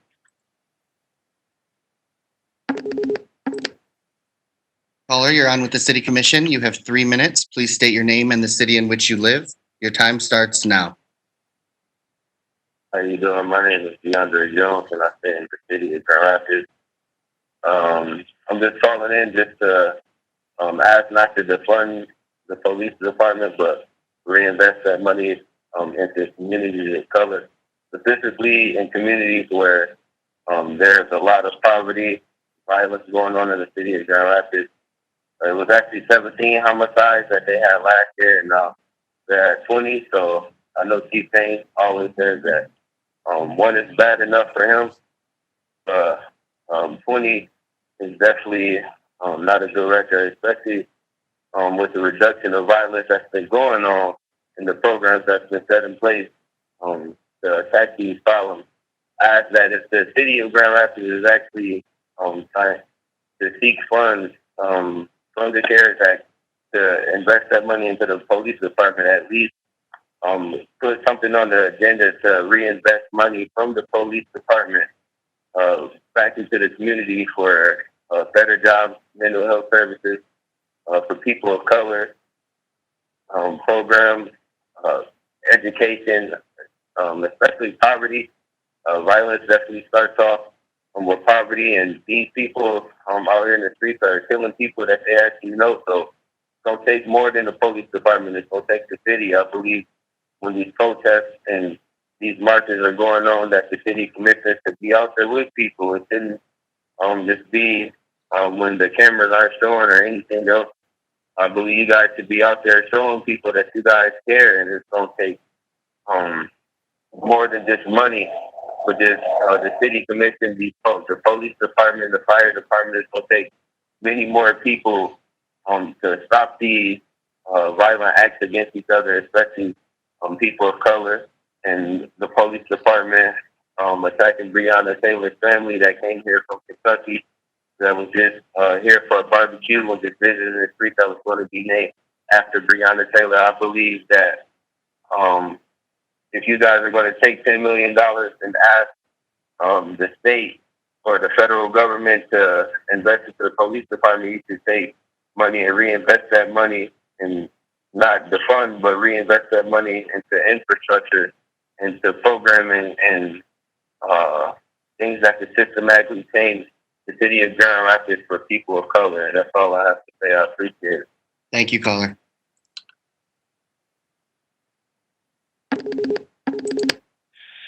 Caller, you're on with the City Commission. You have 3 minutes. Please state your name and the city in which you live. Your time starts now. Hi. My name is Mark. I'm from Grand Rapids. Do you remember the Mystery Project? Some people do.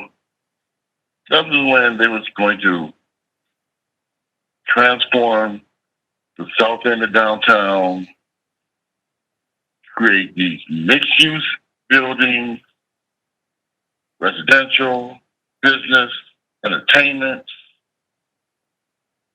And the guy who won the bid, Dwayne Faust, was going to reimagine downtown like it's never been before.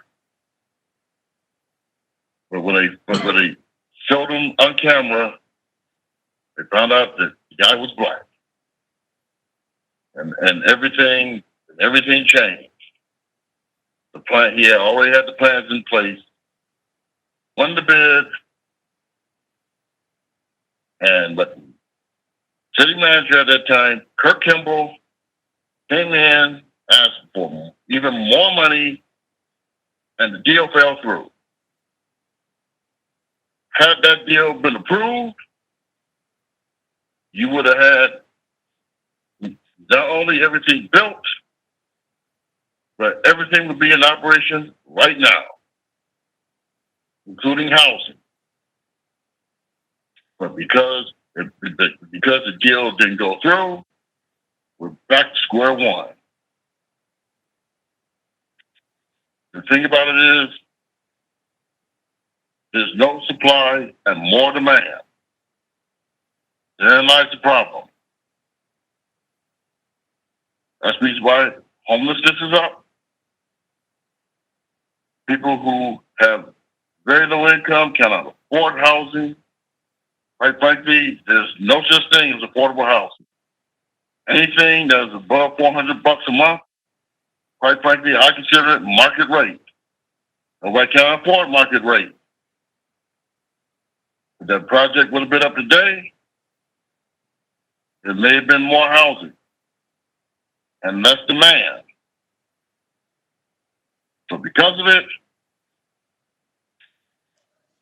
it's going to take years for somebody to get that, to come in and get that project, and get another project going.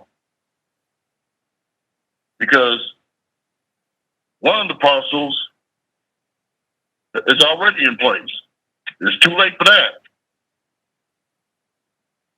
Now, if somebody else go come in and bid for that, Caller, that land, that's 3 minutes, in the caller. south. That's 3 minutes. Thank you, caller. All right, thank you.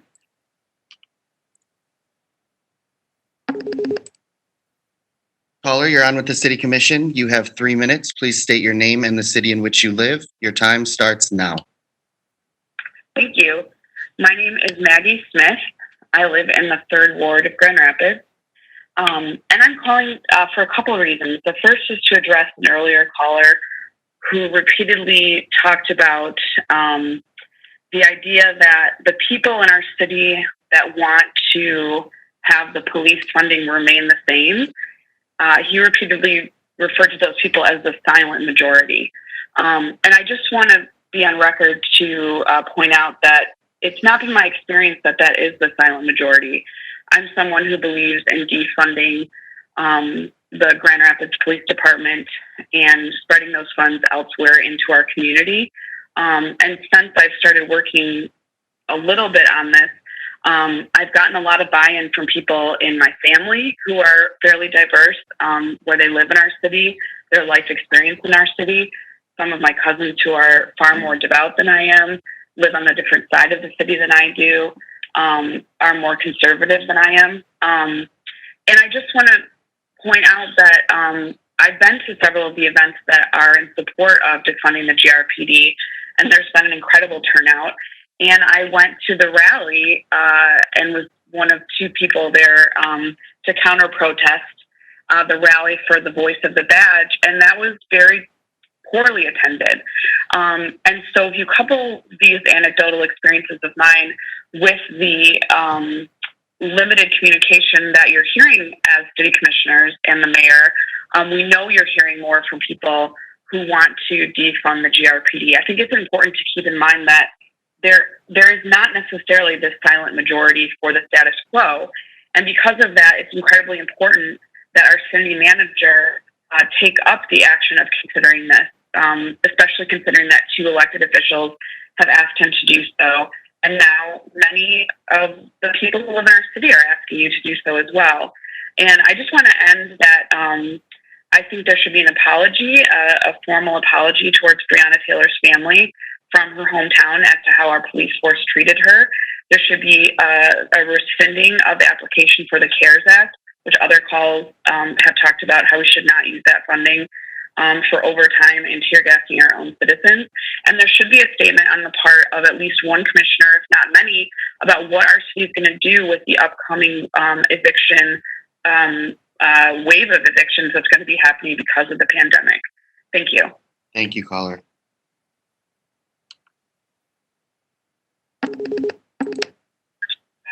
Caller, you're on with the City Commission. Please state your name and the city in which you live. Can you lower the volume on your device, please? Yes. Yeah, you have 3 minutes. Your time starts now. Hi, my name is Pamela Martin. I'm a resident of the 3rd Ward of Grand Rapids. I'm calling in response to the move by to apply for $10.3 million of the CARE Act. I feel for the GRPD, I feel that move is evidence that the city of Grand Rapids is not listening to their citizens and the overwhelming call to defund the GRPD. And I feel that it's insulting and egregious for them to move to funnel even more money into the GRPD while they continue to show themselves incapable of reform, as shown by the response to the profession of Breonna Taylor last week, Sunday. There is much better use for that money that should be sought out. The increase in crime that we have seen recently in Grand Rapids is even more evidence of the need for social services in a time of crisis like this. So I urge that they revoke that application for more funding for the police department and urge that they reapply for money that they can use for the citizens of Grand Rapids that need it for COVID relief, for affordable housing, for their mental health care, etc. That is what will lower the crime rate in the city of Grand Rapids, and that is what your citizens have been calling for. I yield my time. Thank you. Thank you, caller. Thanks. Daniel, can you hold off for a minute? I just had the city manager come into my office and he wants to provide a little clarification about the state CARES Act dollars, which are limited and how they can be used.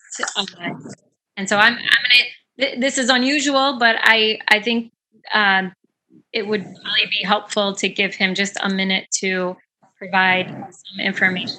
And I'm not sure if the full city commission is aware of this, so I think it's probably worthwhile for him to just take a minute and explain. Thank you, Mayor. If you're not speaking, please put your mic on mute.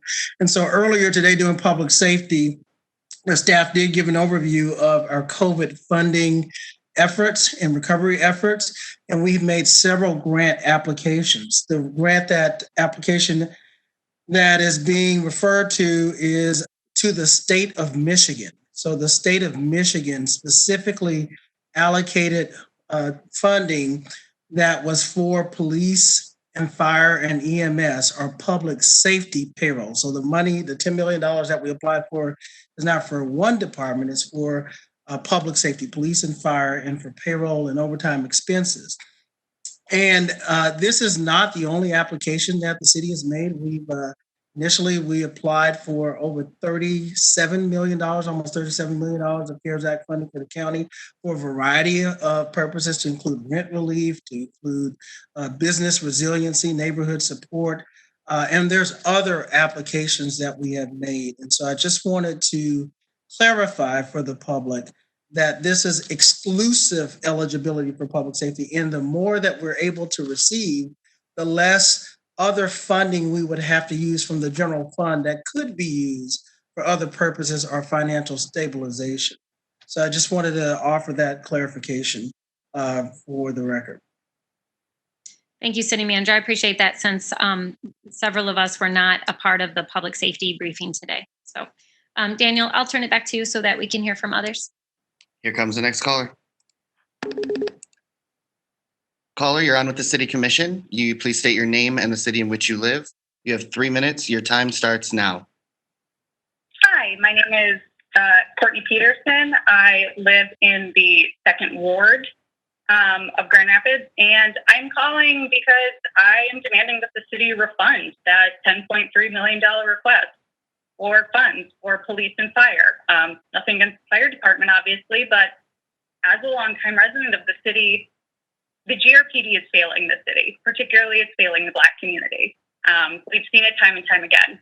We have secret phone lines the GRPD is utilizing. They are letting local prosecutors get off with DUIs. I've harassed homeless people on a regular basis downtown. I've witnessed it with my own eyes. It's upsetting. It's incredibly frustrating to watch your city time and time again talk about how do we stop this violence. I see even now in the comments on the Facebook, post about the city commission meeting, people asking how would defunding the police get rid of the violence in our city. Well, the GRPD isn't doing anything about the violence now. They show up after the fact. Where is the investment in underfunded communities?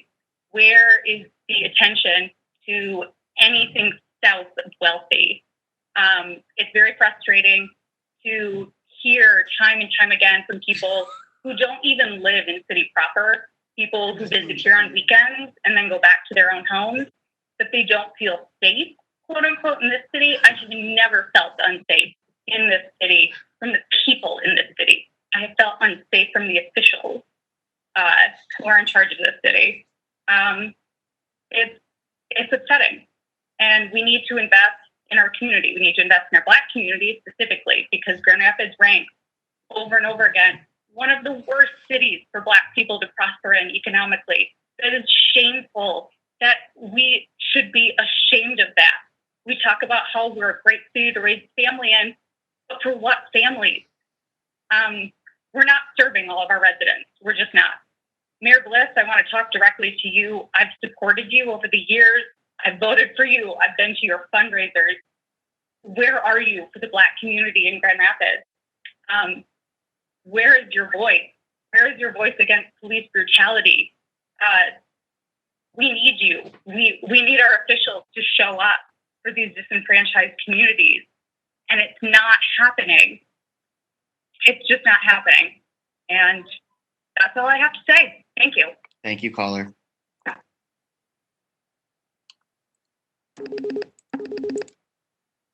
Caller, you're on with the City Commission. Please state your name and the city in which you live. You have 3 minutes. Your time starts now. Yes, my name is Frances Foley, and I live in the west part of Lake Michigan Drive. And I, after last year, going down to Linden and Alpine in the Walgreens parking lot, saw so much drug activity that now I shop in Granville and Walker. I'm a resident who used to live in a major metropolitan city in Massachusetts. And what I think Grand Rapids Police Department needs, if they don't have one already, is a gang unit. And I don't mean to be blunt, but that's what they need, because we used to have 100 murders a year when I was a young gal in Boston. And I just want to throw that out as a suggestion. And I don't care about funding, but the police should not be defunded in my estimation. I appreciate your patience and courtesy. Thank you. Keep working hard and stay safe. Goodbye. Thank you, caller.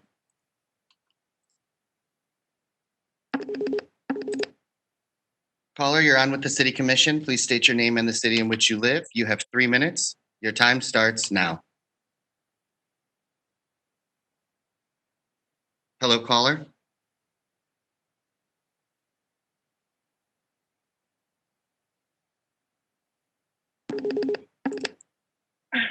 Caller, you're on with the City Commission. Please state your name and the city in which you live. You have 3 minutes. Your time starts now.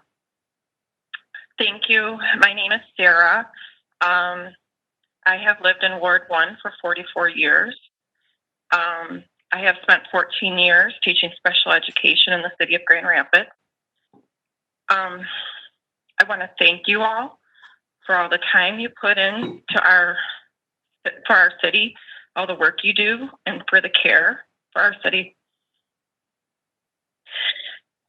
I also care deeply for our city. And I urge you to use the care money to the way you have said you were going to use it. I believe that those officers should be paid for their time. I also have seen injustice in the city, and I also would like that not to occur. I have listened to these meetings since May 31st or 30th when that riot happened. I watched the whole thing live. It broke my heart. It was, you know, my daughter's friends could see the fires from their bedroom windows and all the smokes. I want there to be change, though. I listened to what Asante said today, and I thought that was wonderful. I think that that's the right way to go. I want to be careful that we don't act rashly, that we don't just go from in May unanimously approving a budget and then saying we're going to take that away a month later. I think that we need to be careful. We need to work together. We need to lead together. The community needs leadership that is showing unity and showing that we want the best. And I see that when I listen to what Mr. Washington is trying to do with the help of Mr. Asante and their committee, the things I'm hearing them say. I know it sounds like this has started before all these recent events, but it started more recently in 2019, I heard them say. So it hasn't had a chance to take full effect in the community yet. I would hope the community would give it some chance to take effect, because I do think there needs to be that oversight. I know that injustice happens. I've seen it. And I know that there needs to be oversight. And I appreciate the work that you're doing. And please do not rashly defund the police budget. And please do continue working together to create positive changes. That's 3 minutes, caller. Thank you. Thank you.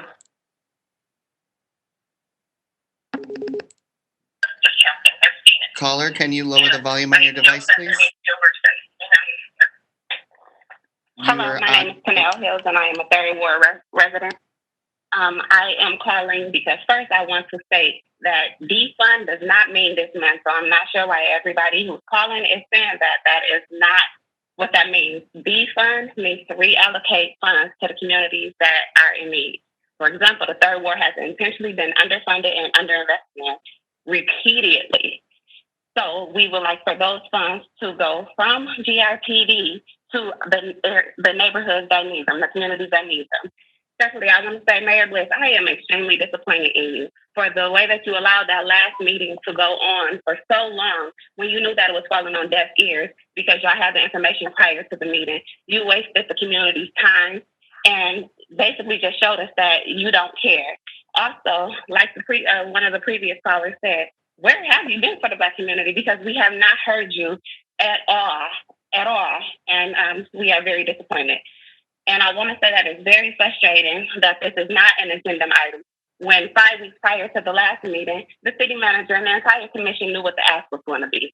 That should have been on the agenda. And then the city attorney stated that, in a second opinion, they stated that it couldn't be a motion made unless there was a related issue. There wasn't a related issue. You guys voted to allocate $400,000 for 3 more positions for GRPD. So that is a related issue. So I'm not understanding how that's not considered, how the motion couldn't be made. And also, there was just a recent article about the mental health workers that is going to be assisting GIPD. I would like to know where those funds are coming from for that. We already have a shortage of mental health workers as it is, especially people of color. So where are you guys getting these mental health workers from? I yield my time. Thank you, caller.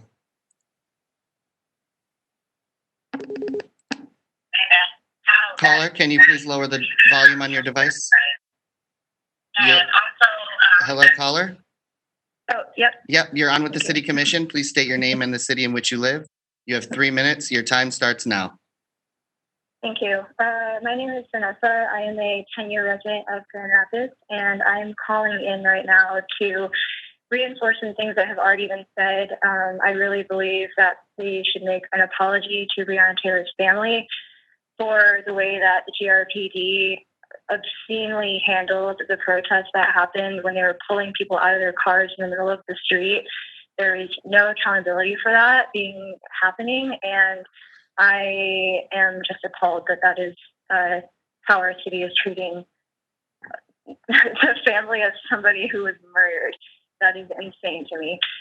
And I also would love to hear a response, preferably right after this call, about what the mayor and the city manager are doing to ensure that we do not get the terrifying authoritarian troops that are showing up in Portland and rumored to be showing up in Chicago in our city. I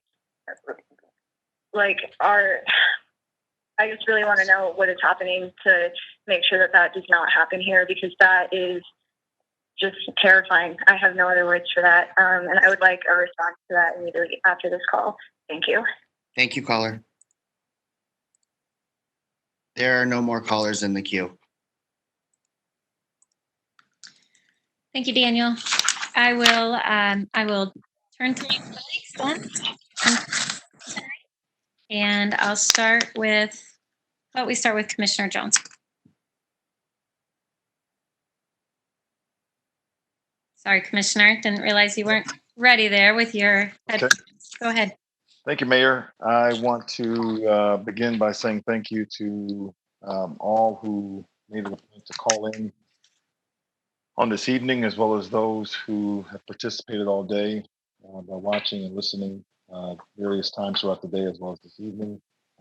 Also want to say thank you to city staff for their work throughout the course of this day in preparation for our meeting, and really want to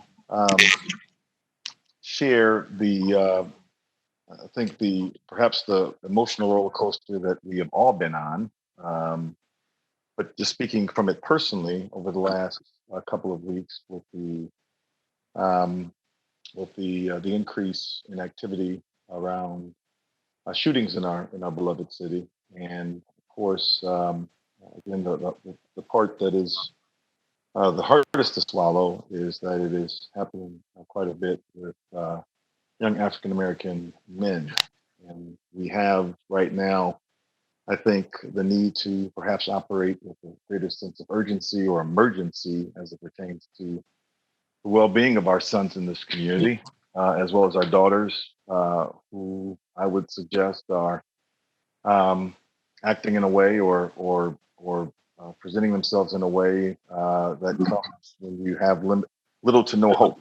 And so, as I've said before, and I think all of us have been a recipient of several correspondence from folks throughout the community, in particular those who have spoken of their support for the police, and they are quick to make mention of the activity that's occurring in our city, and I just that in particular is something that is difficult to swallow. In that I am, again, I'm a firm believer that the crime is about poverty, opportunity, and proximity.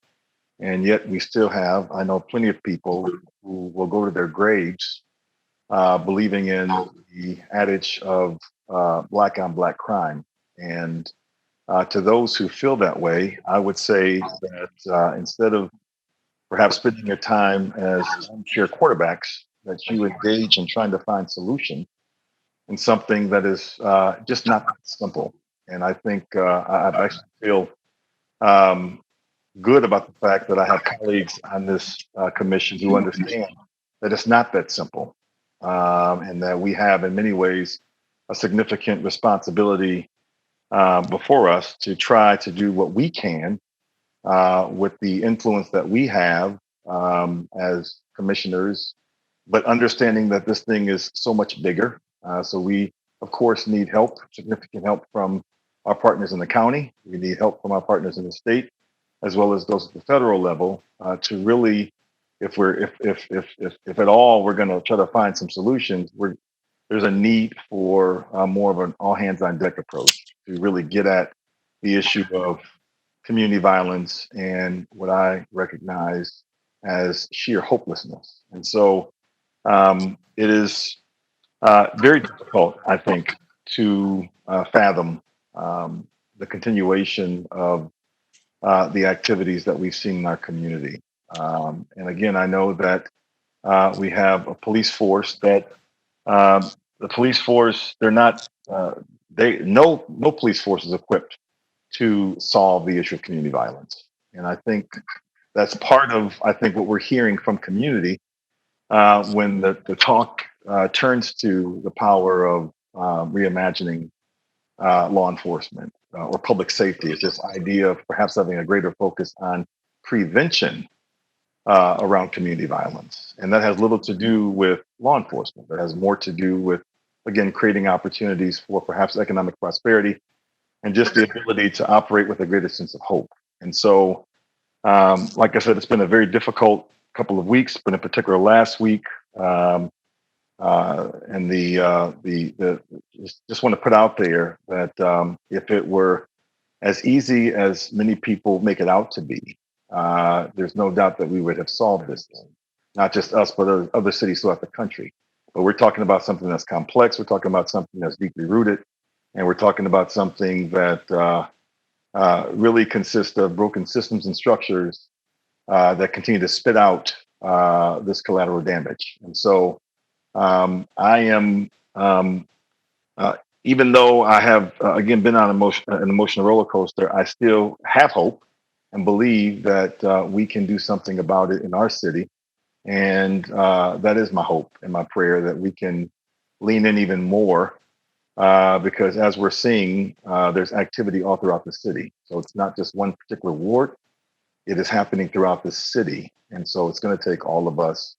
And I just, again, look forward to joining forces with my colleagues here and us using our collective wisdom and influence and network to engage others to try to get at this issue that is, again, providing a whole lot of sadness and for our beloved city. So, thank you, Mayor. Thank you, Commissioner. Commissioner Repart? Yeah, thanks, Mayor. Today felt like a good day. We're really tackling a lot of very big things all at the same time. And so I do want to make sure to give my thanks to the staff for preparing and working so hard on all of these major things that we're discussing. It really is a lot of work and it's greatly appreciated. And so we also got some new info today in terms of process and procedure. And so I just want to state my desire to work collaboratively with the city manager and staff to continue to work toward these substantive changes and this reimagining that we've been discussing. And I think that the announcement yesterday, and I look forward to hearing the details on the 11th around partnering around mental health, was something that was very encouraging to me. I think that to what Commissioner Jones just said, this incredible spike in gun violence, there's so much that the police department can do, and they are doing everything that they can do. But it speaks to the need still, which we've been discussing for years now, for a community-led, evidence-based practice community violence initiative like Cure Violence. And so I hope that we can pick up that discussion again. And all that stuff takes funding. So I know that that's the topic of conversation for a lot of callers. And I do hope that people can see that we're trying to talk about funding in a way that's going to produce new and different outcomes. And that's what I'm interested in. So it was also really great to get back to the housing discussion today. That report was everything that I was hoping for. And I feel like we're just armed with the data that we need to drive some real change for affordability in our city. And so thankful to the work of Ryan Kilpatrick and again, the staff to prepare that.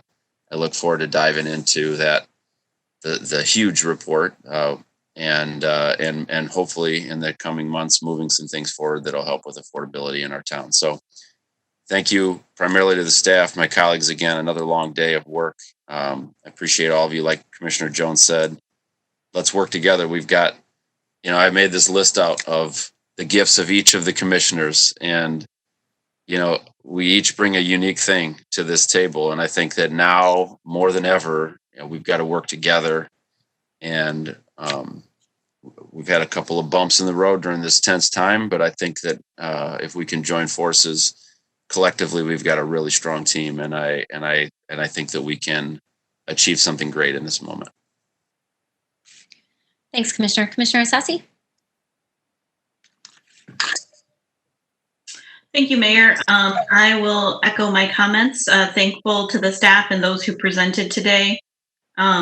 I share the sentiments of my colleagues in the sense of, I would say the last couple of weeks since our last commission meeting, lots of emails, lots of messages, certainly not all of them answered yet. My commitment is to do that no matter what, even in this light of a second opinion.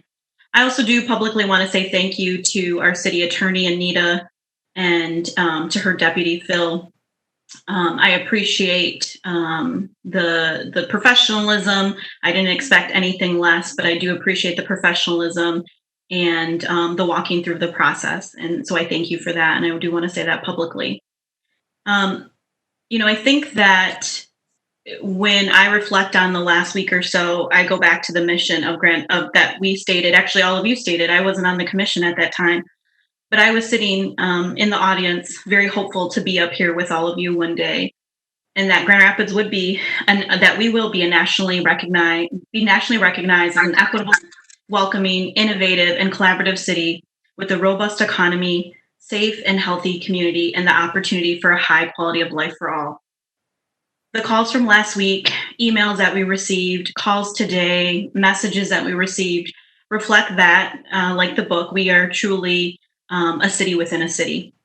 We have very different experiences of how people experience the city, coming in to visit, living.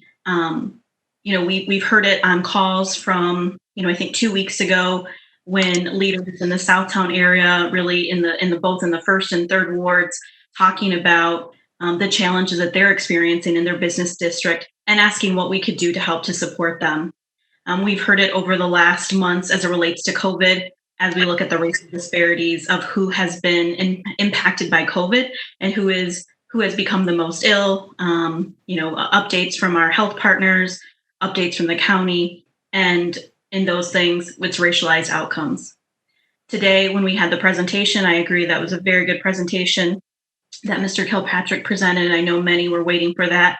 Again, we talk about the really racialized outcomes of housing. One of the items that I think many of us are sitting at home in our houses and know that where we're going to sleep tonight. And so when I think about all of these things, my goal all along, even before getting on the commission, was to make sure that everyone in the city could experience it in the same way. And we're not living up to that.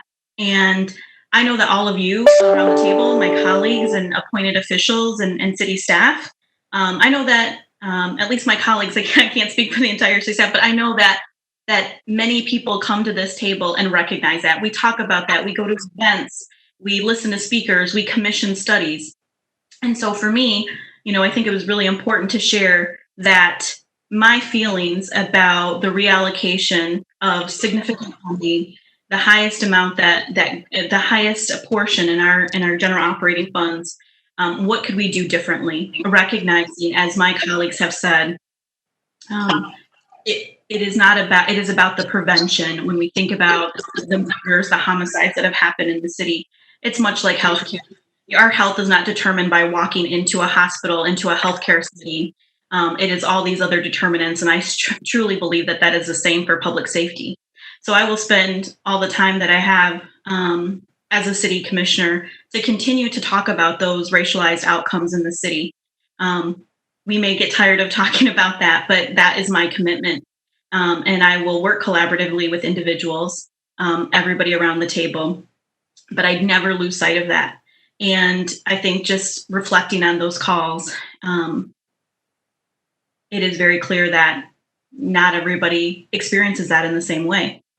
So, secondly, those are my comments, I think, on something that's very major. I want to say thank you also, just making sure that we had that. I thank you for the process to have that at the top of the meeting.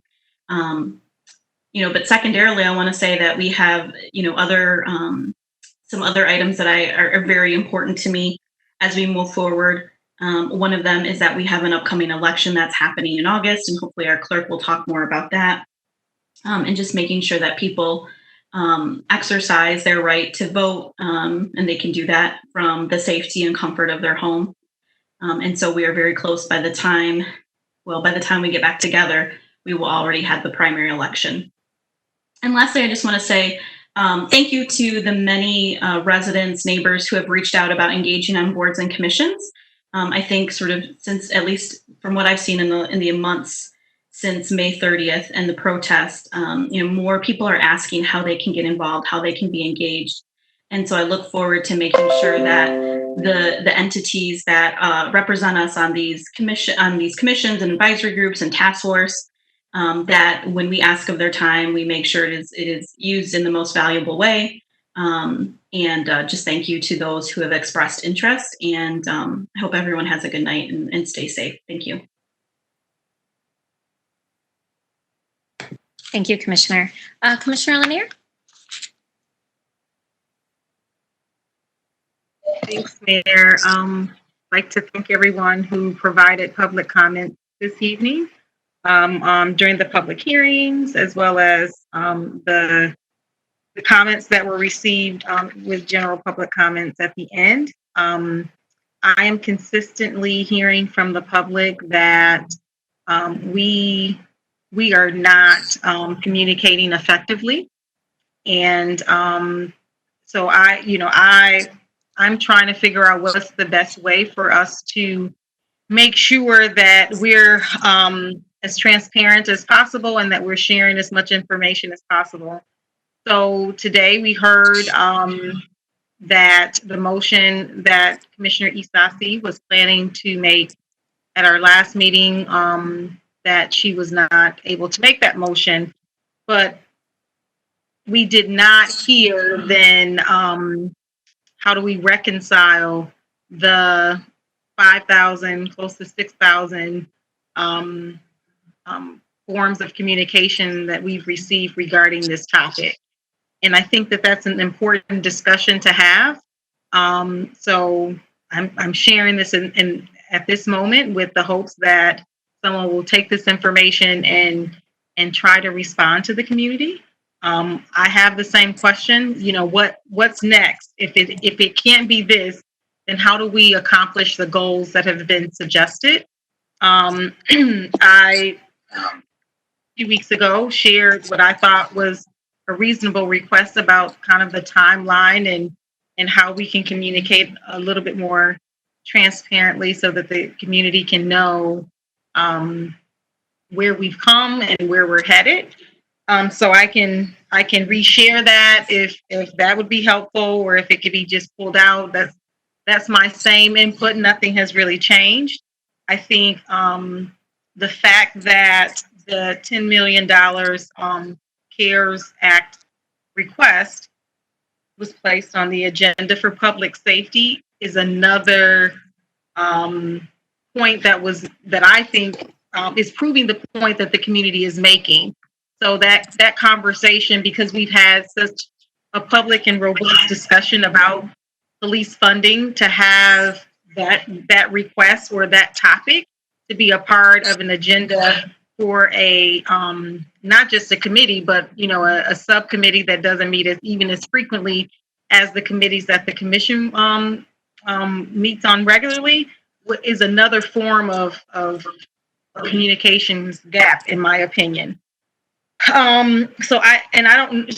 Because I think it's all a part of the same discussion, and I think we are talking about these topics in isolation as though they're not connected. And I think the community is seeing them as connected, and I see them as connected. Even the mental health expansion discussion is another topic that has been a part of the recommendations from the community. And so as we're making these or having these discussions one by one, somehow we have to link them to this overall plan that's in response to what the community is requesting. I think another question that I have is, You know, the points that were made about Breonna Taylor's family. It would be great to hear a summary of what transpired with that. I know that Commissioner Isasi made a request for a timeline of the events that took place on the 30th of May. Or was that the 29th? Whichever date that we had, the march, and then some of the unrest that took place downtown. And so I think, you know, as we're having these protests that may yield outcomes that are not pleasing in the community's eyes, and they're coming asking questions about those, it would just be great for us to hear like a summary or a report of those things so that we're fully aware of what transpired as people are asking questions. And then I think my last comment is, in the past, we were, and I think city manager, this was something, I had been asking for this for a number of years, but I think it was something that you instituted a while ago, which was when the public would attend our meetings and they would provide public comment, you'd send some summary of sorts to the commission about the responses that were given to those persons. I suspect that that now that we're meeting virtually, it's probably a little bit more challenging because we would have staff who would, you know, take people in the hallway and take them into conference rooms to have the discussion about their topics. I don't know how we can do that same type of work now that we are meeting virtually. But if we could do that, that's important. And I thought it was really helpful for us to hear that when people are coming and asking some very specific questions, that we are providing a response to them, since public comment isn't the time to do so. So I would like for us to figure out a way to be able to provide the same level of service to the community as we're meeting remotely. And then I will also reference some of the acts of violence, as Commissioner Jones mentioned earlier, and just, I think, a need for community conversation about what truly is needed. And I think we believe we know what's needed.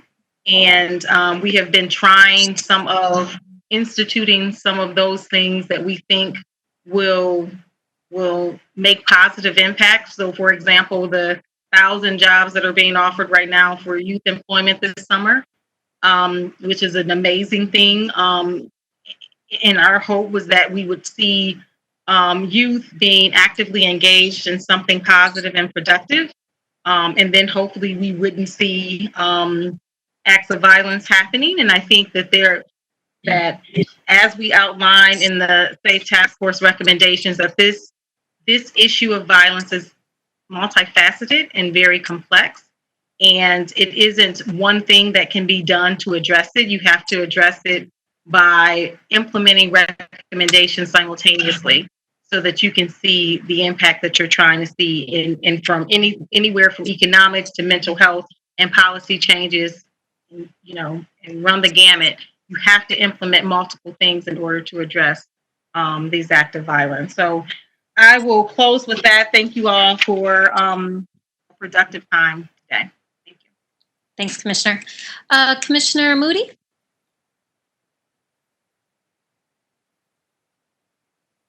Oh, Commissioner, I can't hear you.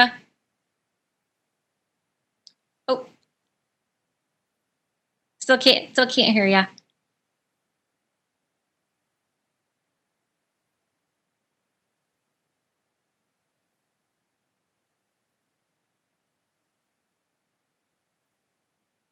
Sorry, Commissioner, we can't. Your volume's not working for some reason. He's asking Joel to take him off mute if he can. I can read lips well. Yeah, but he is unmuted, so it's on him. Let me turn him up. Let me turn it off and on again, just to. Let's see if that works, Commissioner. Oh, I'm sorry, I can't hear you. How about I go to Commissioner O'Connor and then I'll come back to you. Commissioner O'Connor? Yes, thank you, Mayor. I guess I just want to start by saying I'm terribly frustrated by this conversation, this budgetary conversation around the defunding of the police department, which I'm as a blanket statement, I have zero desire to think that that's a great idea. I think, as we look at this community and the desire for change, I think that's absolutely the responsibility which all of us bear, is to think about how we can reimagine a system. And, a number of us have sat at both this table as a city commission or, former school board members. There's a bunch of us on here. And, 10, 12 years ago, when faced with dire economic circumstances, we all took it upon ourselves to go through these massive structural transformations of the two largest, public institutions in our community.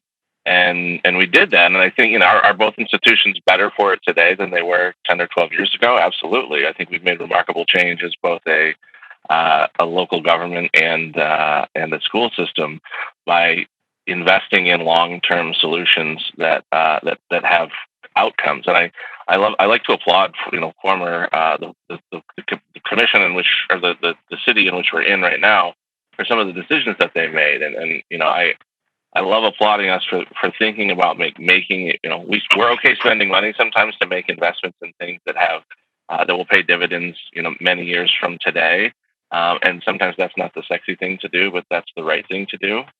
And I feel like this conversation around defunding the police is a conversation we have to have in a similar capacity. This is not about making this broad budgetary decision right away. Like, the budgetary function is the last function that happens, right? Like, we need to first identify what the what the hurdles are, which we have taken a significant amount of time with our breadth of studies that we've had done to figure out what some of the obstacles are. And then I think then we need to identify strategies and ways to make improvements. Then we need to then our role as the commission is to adopt policy to figure out how to address those from a local policy standpoint. And the final thing is then making the budgetary function to fund those initiatives, to fund those strategies, to fund those policies. And so let's take the time to do that and do that right, and just not make this broad political statement that we're just defunding the police department. It's bigger than the police department if we really want to change this. If we really want to have impacts on economic outcomes for people, if we really want to have violence intervention services, if we really want to address the mental health concerns that we have, I think we all know that there are challenges in each and every one of those things that can pay dividends if invested in appropriately. And yes, some of the funding for those initiatives probably should come out of the police department and will come out of the police department, but it's bigger than just that one function. And so let's stop having the conversation about making an arbitrary budgetary decision just because it's getting people fired up to make these changes. Let's do the work to make the changes that are right. Thank you, Commissioner. Commissioner Moody, did you figure out your volume? Oh, I cannot hear you. City Clerk, do you know what the issue is?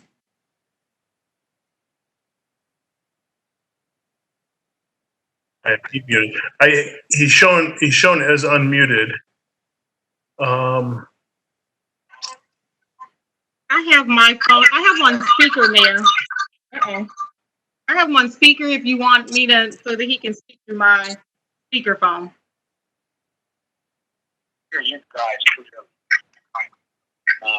Look, the thing about a mayor, I want to agree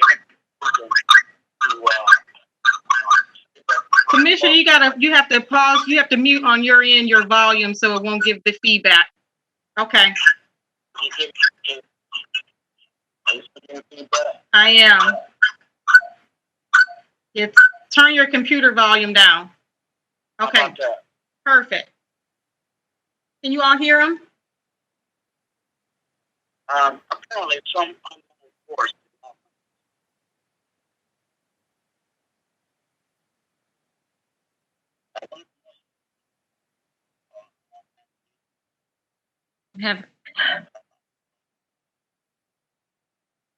Commissioner, I'm sorry, I'm hearing you. Can you call in on 311, Joel? I don't think we have the call queues open. How about if I just write you my comment? Oh, there we go. You can hear him now? Oh, go ahead. Keep talking, Commissioner. They said they can hear you. Yeah, maybe speak in the phone. On your phone. Can you hear me?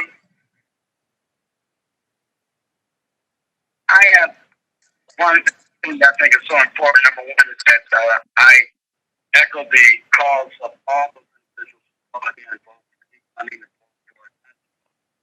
but I do believe that, there's a process that commissioners need to follow.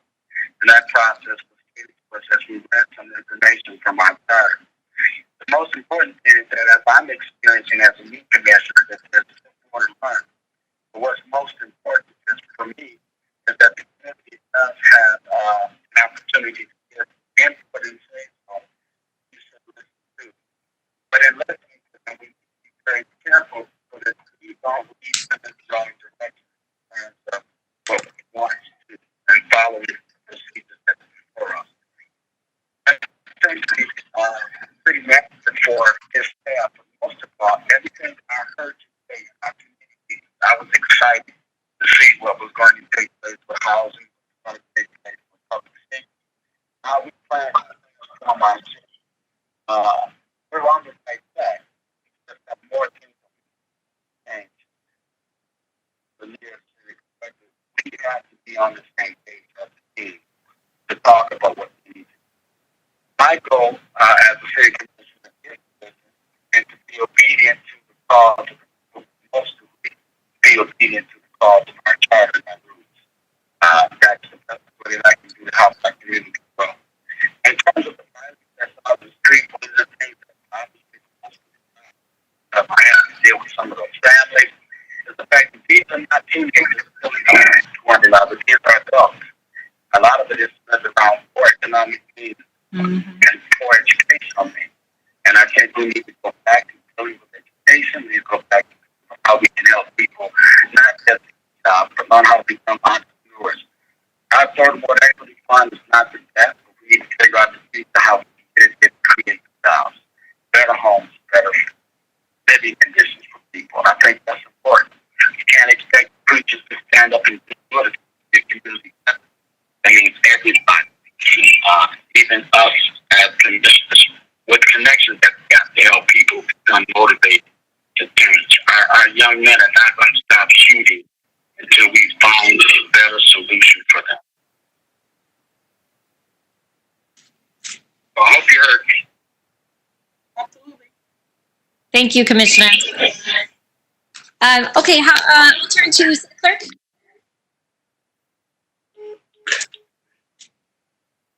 Yes, thank you, Mayor, and thank you, Commission. So as Commissioner Sassi said, we're 2 weeks away from the August 4th primary, and we have a lot of people engaged with absentee ballots. We've mailed out 30-some thousand, and we have about 11,000 that have been turned back in. But with the mail as it is, please, if you have an absentee ballot, now's the time to get back in. Please do not wait till the last minute with that.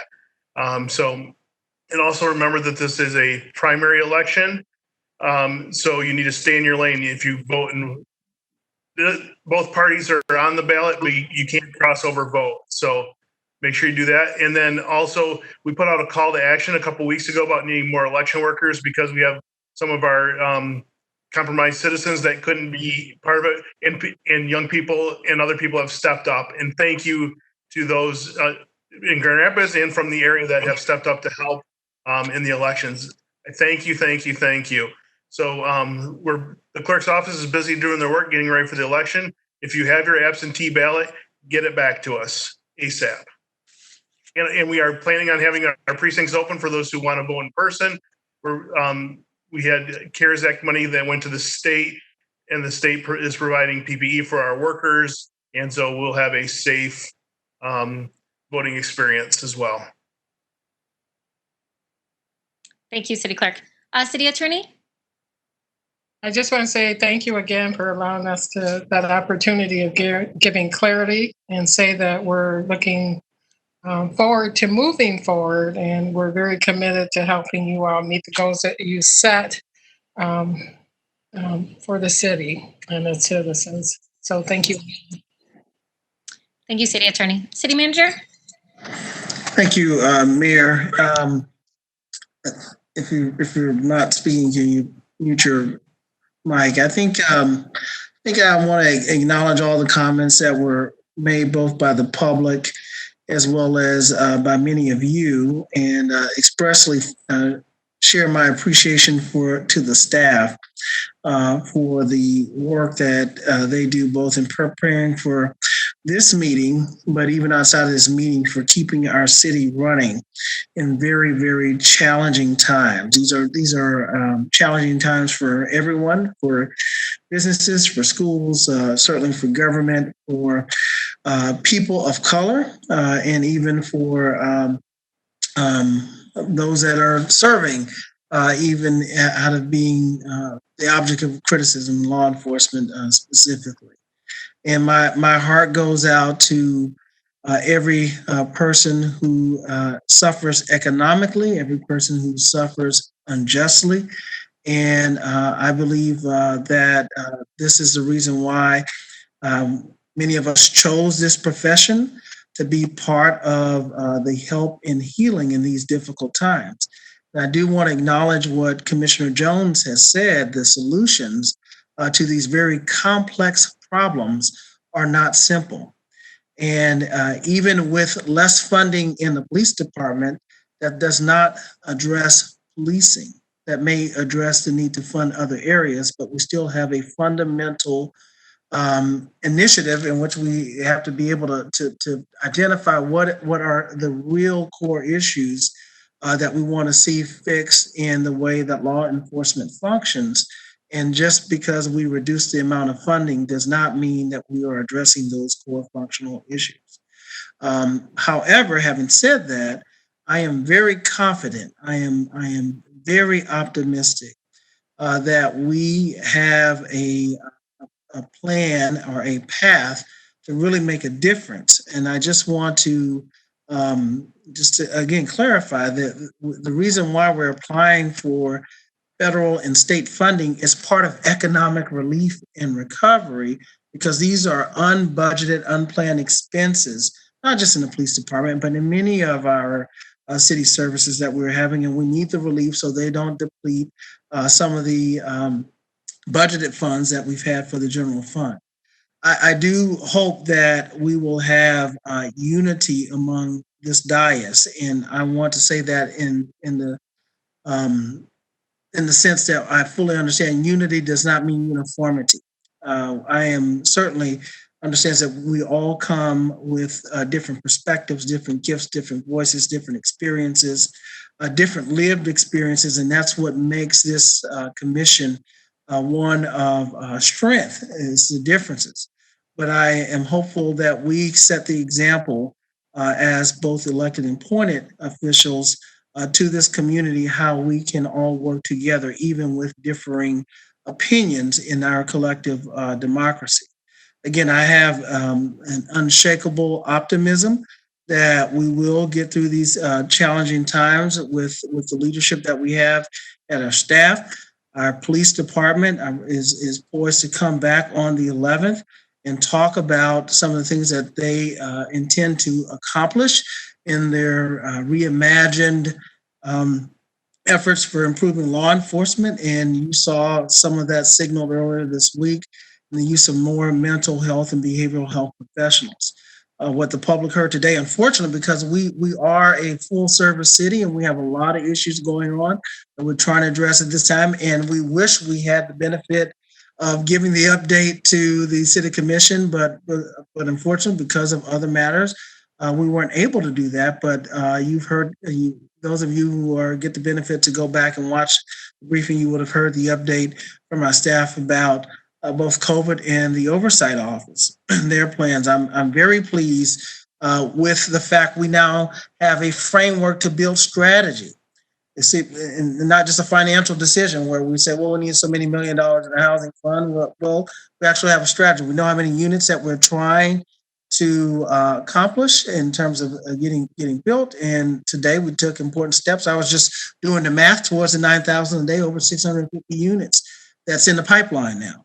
And so lots of good things that are going on in our community. And having said that, I still know that there are a lot of other things that we need to do. And every single week that we meet, my staff debriefs, and we do assess what were the feedback, what were both from electeds as well as the public. And here lately, it's been pretty bifurcated. Either you for the funding or against the funding. And so we do try to respond. Every single email that I received from someone, of the thousands of email, I acknowledge the response to all of those citizens that replied to my office.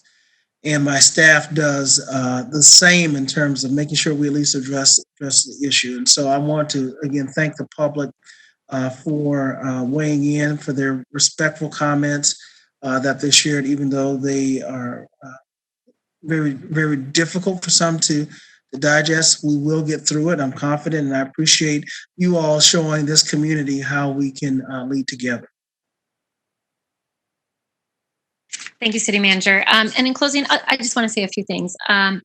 First off, my heart goes out to every family and individual that has been impacted by violence in our community. I've heard from a number of folks, and I know many of you have as well, and our heart breaks. All of us, we've said this so many times. We talked about it during our strategic planning process. Safety is a priority.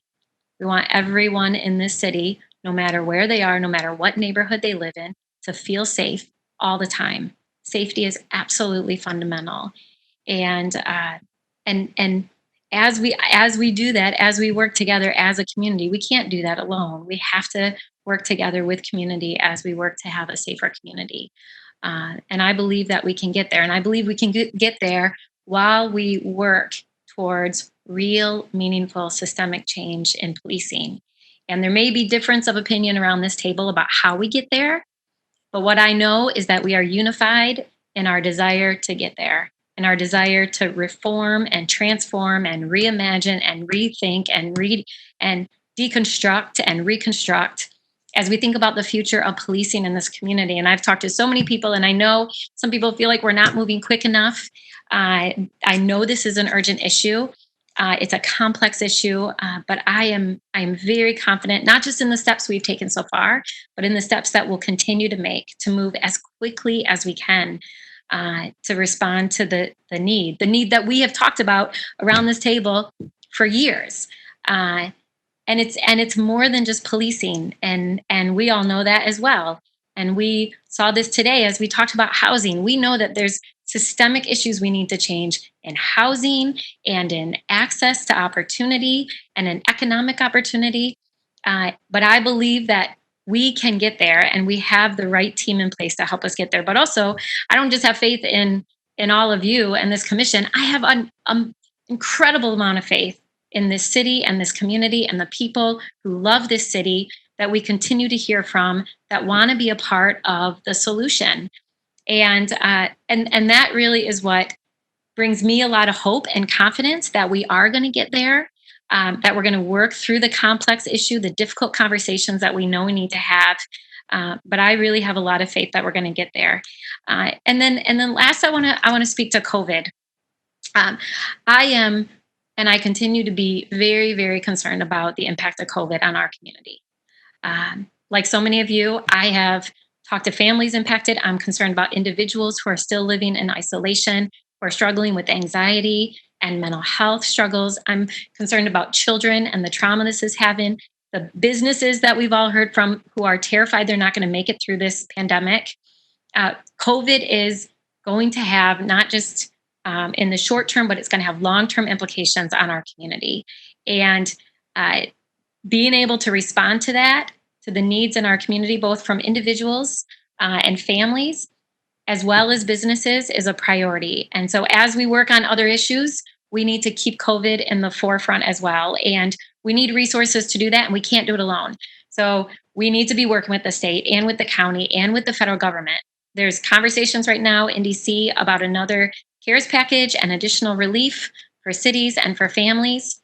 I'm extremely concerned about families being evicted. We know that that moratorium has been lifted, but I want you to know that we continue to work in partnership, not just with other public entities and units of government, but with a lot of partners in the city, from the nonprofit sector to United Way, to our business community, to do everything we can to set up opportunities for people to get the support they need to not just continue to make it through this pandemic, but also to be able to recover. But the pandemic and COVID is still out there. A lot of conversation has been had in our community and communities all over about masks. And I want to just encourage you, regardless of how you feel about masks, if you feel like it's not important to you, know that it's important to other people. And so I'm going to ask you to continue to follow those guidelines to make sure that we're all safe. Preventing the spread of COVID, especially among vulnerable populations, is extremely important as we continue to move forward until we have a vaccine. So I just want to echo that. We haven't spent a lot of time as a body talking about that earlier today, but I want to make sure that I end on that, because this will continue to be an issue that we all need to work through. And we're going to have to continue to identify ways to support the individuals and families and business owners who are really suffering because of the pandemic. So with that, I will end this evening, and I'll end by sharing my thanks, not just to all of you, but also to city staff and to every single person who has reached out to us tonight and called in, but also reached out to us electronically. So with that, we will adjourn.